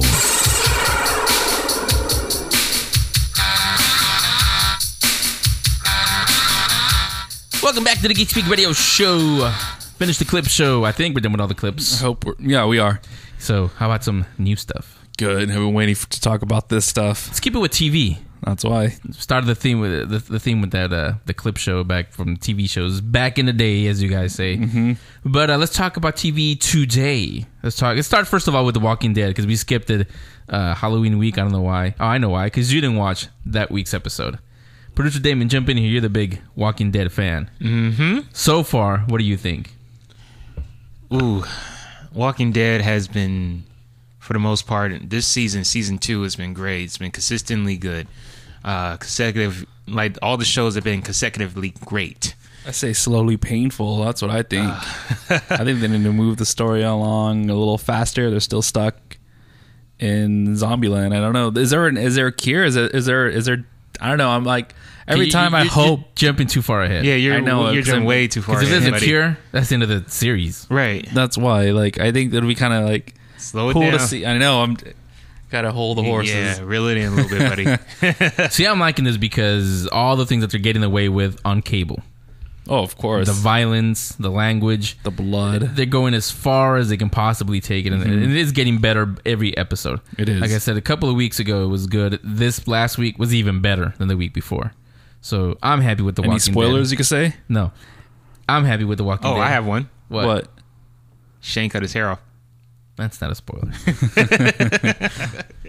Spoiler is Shane's still alive. If you got those of you who read the comic book, you know that Shane was a very one-dimensional character. Robert Kirkman made him very one-dimensional. By the second book, he was dead. He was already dead. Yeah. Here, we're into the second season. He's still there. alive. So it's a good thing though, because kind of like with the Resident Evil movies, a lot of people complain because it's not like the game. Well, then it'd be kind of boring because you know what's coming. Well, following the comic books, do you think that the TV show should follow in the footsteps of the comic book? Because, like you just said, Shane's still alive. I mean, not things to progress, but I feel like they're still like. No, it's still good. It's good some that people they need to die. I think. I mean, it's still good that they they kind of go a little bit off script from the comic book and add a little bit more different things to it. Yeah, because then when somebody does die that you don't expect to die, you will be shocked. Exactly. Yeah. Because it's too predictable if you just stick to the script, Yeah. Now, the other one that got, first of all, rating success, the headline was Terra Nova comes roaring back. So obviously a lot of people like this one. It still hasn't lost me. I still like it. I really like this past episode. It was, again, another Dino of the Week kind of thing, but there was a lot of action going on. And at the very end, we finally got to see Commander Taylor's son, and it looks like, finally, the story is going to start moving forward. That's good. I didn't watch it. What'd you guys think? Well, not you. Well, it was on. I mean, it was on, but like, I tuned out and I was busy on the computer doing other stuff. And by the time I was like, "Oh, Terra Nova's on," it was already over. Let me quote producer Damien on this one. Let me ask you this: What? You seem to be hinting at that sort of that it lost you. Not this week. It was last couple week. of weeks ago even. Mm-hmm. Is that the case? Did it lose you? Yeah. Why? Yeah, I mean, I think it's just the fact that I'm kind of annoyed with certain characters of the show. Hint the kid, the main character's son. I don't want to see no daddy issues. I mean, I get it that you could play on the writing with that, but I think there comes a point when you're living in a society where it's just run by dinosaurs and it's pretty much for survival of the fittest in that land of Terra Nova. I think you should probably, stop and focus in more the name of love and focus more on more important things than your ex-girlfriend or your girlfriend on the other side and try to get her over on this earth. I mean, that's what annoys me. Well, see, I would say wake up this time around when you watch the episodes, because you said this past one you kind of fell asleep in the middle. Yeah, I would say wake up, watch it again, because Josh really hasn't been seen that much anymore. Well, we all know that there's a chemistry between him and that one Sky, yeah. See, the fact that I know their names tells you that I care about the characters. That's what matters. Obviously, there's a connection between them. She likes him, but he's still heartbroken with the loss of his girlfriend on the other. So that's one story there. Future planet. Then there's Commander Taylor and Terra Nova and his son. Yeah, that we finally see. There's another story there. Then there's the Shannons trying to come in. Trying to, what do you call it? Be part of Terra Nova, even though they're kind of raw, really. Yeah. There's another story. So there's stories all over the place. Like I said, it is turned into a Dino of the Week kind of story, but there is an overlapping arc that finally looks like it's going to go somewhere. Good. So we'll see. Maybe next week. We also got a tease last week. We're going to get a lot more new dinos as the season goes on. Yeah, that's good. I mean, I like the dinosaur part. Hey, and this last one, speaking of, we got a big, huge one, the Spinosaur. Looked really, really good. It looked like Jurassic Park, finally. That's good. That's good to hear. As for a second. But what were you going to say? Nothing much. I mean, I'm going to watch it next week. I'm not giving up on the show. I'm going to watch it, with the volume probably low or high, depending on if I'm really into it. But other than that, I'll be there tuning in. If you have it low, how can you understand what they're saying? Well, because I'll be on the computer doing something different, like researching stuff for the show. Well, you're not really watching then, are you? Yeah, I am. I mean, if it's really good.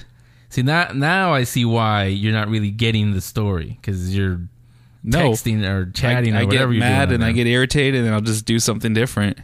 I'm not going to sit there wasting my time. Just over one kid? Yeah, he actually really annoyed me. Why? I don't know. Just thought it was going to irritate me. I asked it because you're the guy that actually gave Tyler a chance on V. He didn't know you too much because you did go back. Yeah, at least you said so. You did keep going back and watch V every week. I see the connection, but I thought he was cool. I think that, he was dealing with aliens at the time. Totally different. Yeah. You're just dealing with dinos now. Sort of. So, like Walking Dead, Terra Nova, I still like. Romo apparently sounds like it's lost you. A little bit. Okay. It's not as bad as Falling Skies. Like, I keep comparing it. I don't compare it. I never compared it to Jurassic Park when it first came out. I compared it more to Falling Skies, which was another TV show that had Steven Spielberg's name attached to it. That one was just too slow for me. I like the concept, but it was just too slow. Terra Nova, I'm liking. I like the stories. I like finally that they're moving the story along, and the effects are catching up. Sean spoke to us, Shawnee Washko, who does the compositing on it, who makes the final product, what we see every Monday. Look good. Good job on this one. It really looked like the last one, like a scene right out of Jurassic Park. Probably 3. took your advice and was like, "Well, I really got to work extra time on this dino stuff." Yeah, well, not them, but the animators. Yeah, like Sean mentioned, they did hear us, they did notice, and they did see that it was cartoony. They have been fixing it. Yeah, this episode really, really looked good. Like I said, it looked like a scene right out of Jurassic Park 3. Spoiler alert: Spinosaur was the big, huge dinosaur, the one that came out in Jurassic Park 3. I was going to say Spider-Man 3. The one in Jurassic Park 3, the one that finally killed the T-Rex. Which was good because I thought it was kind of fun to see that Terra Nova is capable of getting blackouts. And, you know, that's when they let their guard down and they were really... For a second, I mean, and I saw really it last available. week in the tease. When I saw the meteor come, I said, "Oh, they're gonna end the season now." Because supposedly, isn't that how the dinosaurs became extinct when the big meteor hit? And I said, "Oh, so much for the season." No, it was an ice age, dude. Who knows? Were you there? Were you there? Actually, yeah, me and my Neanderthal buddies were there. Explains a lot. So, a couple of more shows we have to talk about. This is what I was waiting for. Fringe. Yes. Came back finally last week because the 20-game Super Bowl, whatever the baseball thing is called. What is it called? The World Series. Yeah, you guys watch that, sort of. Finally is over, so finally I get my Fringe back. But there's a problem. What? On NBC, there's a show that comes on at the exact same time, and it's just as good, if not better. Arguably, some people may say it's a little better than Fringe. You said better? Yes. That's why I said arguably a little bit better than... Some people may say it's a little bit better than Fringe. The ratings can't lie, can they? You can't have your cake and eat it too, man. Actually, you can. If you buy it. But last week, like I said, ratings don't lie. Terra Nova came roaring back was the headline. Fringe was beaten by NBC's Grimm, the second episode, not the pilot. And Grimm was number one with 1849s, was number one with 1849 males, number one, 25, 35 males, 25, 35 females, number one. So what are you trying to get at? Pretty much beat it down to a pulp. I said it when I saw the Grimm pilot. I watched it like everybody else when you followed him, and then we got the code. I watched it there, so I actually got to see it when it aired live because there was no Fringe that night. Yeah. I was ready for it, but thank you, baseball, no Fringe. So I did get to see it again when it aired live. I gotta say, I was impressed all the times I watched the pilot on the computer many times. I saw it again live. I saw the second episode immediately following Fringe last week, although apparently it wasn't enough. And I liked it. I was impressed. I really was. So I've mentioned it once on our Twitter. If you're following us, you probably read it. I mentioned it once a few weeks ago. This is even before Grimm came on. I mentioned that once they do start going head to head directly, like they're doing now, that whoever comes on from the show, on our show, like if you get John Noble, if you get Josh Jackson, there's a hint. If you get anybody from Grimm, whoever comes on first, I'll watch that show live for the rest of the season, and I'll DVR the other one. Hey, Damien, you better get on here and start booking some people because we need to get people from Now, Fringe. John Noble? What? He's going to be here. Is not coming on. Come on, guys. I got to make sure that my Fringe, excuse me, but is number one and you continue to watch. Peter Bishop is not here. Ooh. We're going to get him on, Romo. The next segment, I'm going to talk to... Who? Well, let's see. John Noble's not here. Josh Jackson's not here. Still missing somebody, aren't I? So you're saying someone from Grimm. No, there's 3 main characters in Fringe. I'm missing one. Oh, you mean Annie? I mean Anna... Like Olivia. Your best friends or something. Olivia. Yeah. Anna Torv.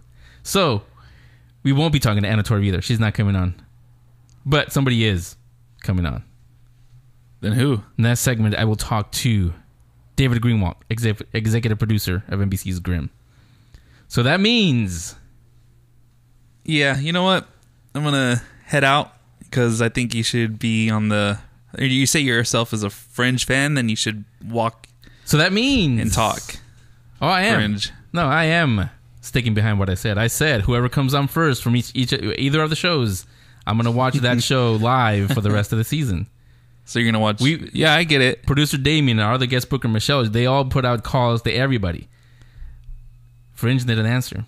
Like I said, Peter Bishop is not here. I know.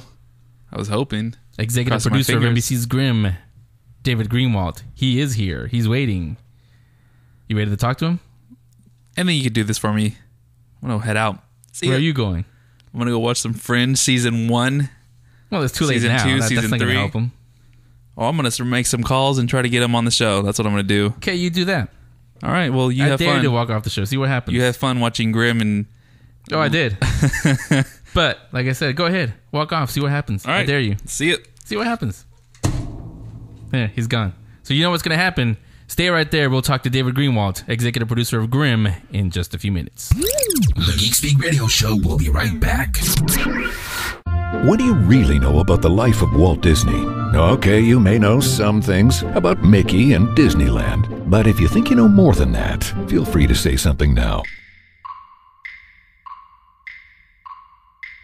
We thought so. If you want to get to know the Walt and Disney, the risk-taking and always inventive man behind the magic, visit the Walt Disney Family Museum, filled with interactive stories, movies, music, and original animation in the Presidio, San Francisco.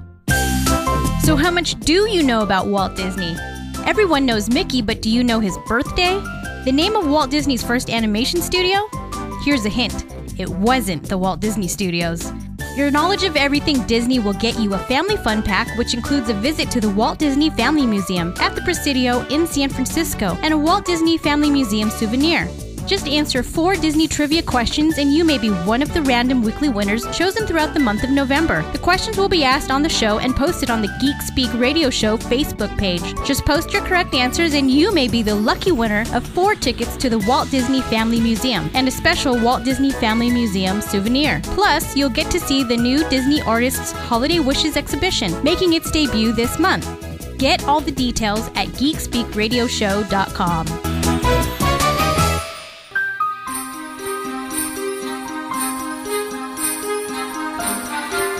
Now back to the Geek Speak Radio Show.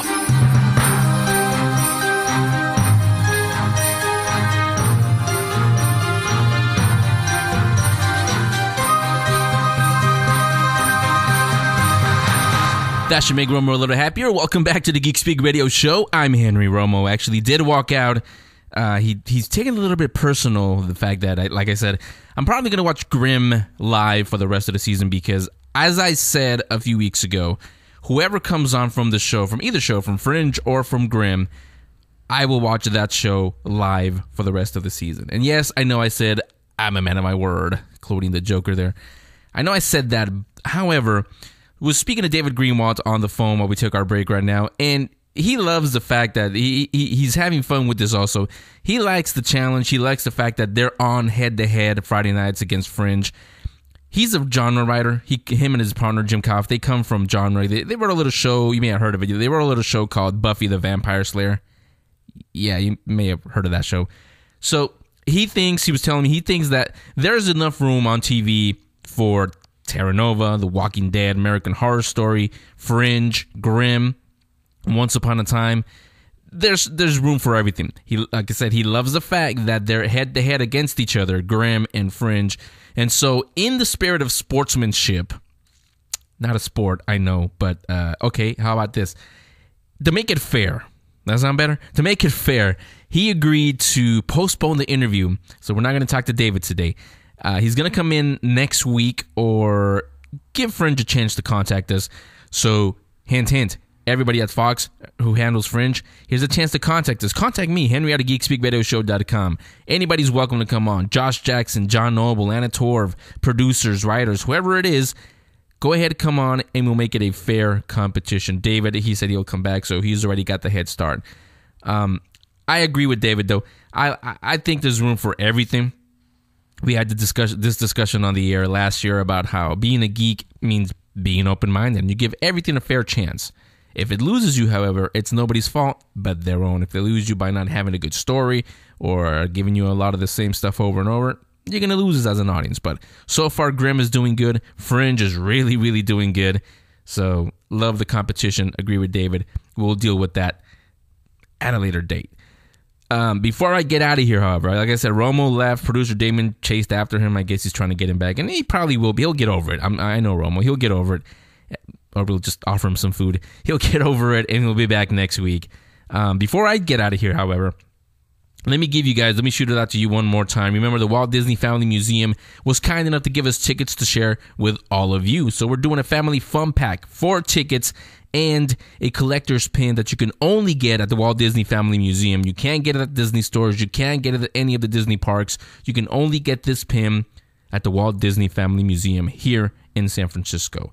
Or if you answer these 4 questions correctly. So here are this week's questions one more time. First question, what was the name of the cartoon series that used the live-action little girl combined with animation. Yes, it was done by Walt Disney. No, it wasn't Roger Rabbit. There was a cartoon series that did it before they did. So give me the name of that, and you'll get the first one correct. The second, the true or false question for this week. Walt Disney created Mickey Mouse in 1941. True or false? Number 3, when is Mickey Mouse's birthday? Number 4, what was Mickey Mouse's original name? He wasn't called Mickey. I know, yeah, it's kind of an easy one for you Disney fans, but he wasn't called Mickey. What was he called before he was called Mickey Mouse? So those are the 4 questions for this week. Again, the prize family fun pack to the Walt Disney Family Museum at the Presidio in San Francisco. 4 tickets, collector's pin that you can only get at the Walt Disney Family Museum. You can't get them at the Disney stores. You can't get them any of the Disney parks, really. Only at the Walt Disney Family Museum, and only if you answer these 4 questions correctly. Go to geekspeakradioshow.com. It's on the page there, or send me an email, henry@geekspeakradioshow.com, with the answers. We'll randomly pick one of you, and you will be on your way to the Walt Disney Family Museum. So, I am on my way home now, or on my way to chase after Romo and Damien. They'll be back next week. Live show, new guests, maybe somebody from Grimm, maybe somebody from Fringe. Be back here. You'll find out with us. Bye. That's all for this week. The Geek Speak Radio Show will be back next week with a brand new episode. In the meantime, follow them on Twitter at Geek Speak Radio 1. That's Geek Speak Radio, the number 1. Become a fan on Facebook, and don't forget to subscribe on iTunes. If you like this episode, wait till next week, and tell all your friends too.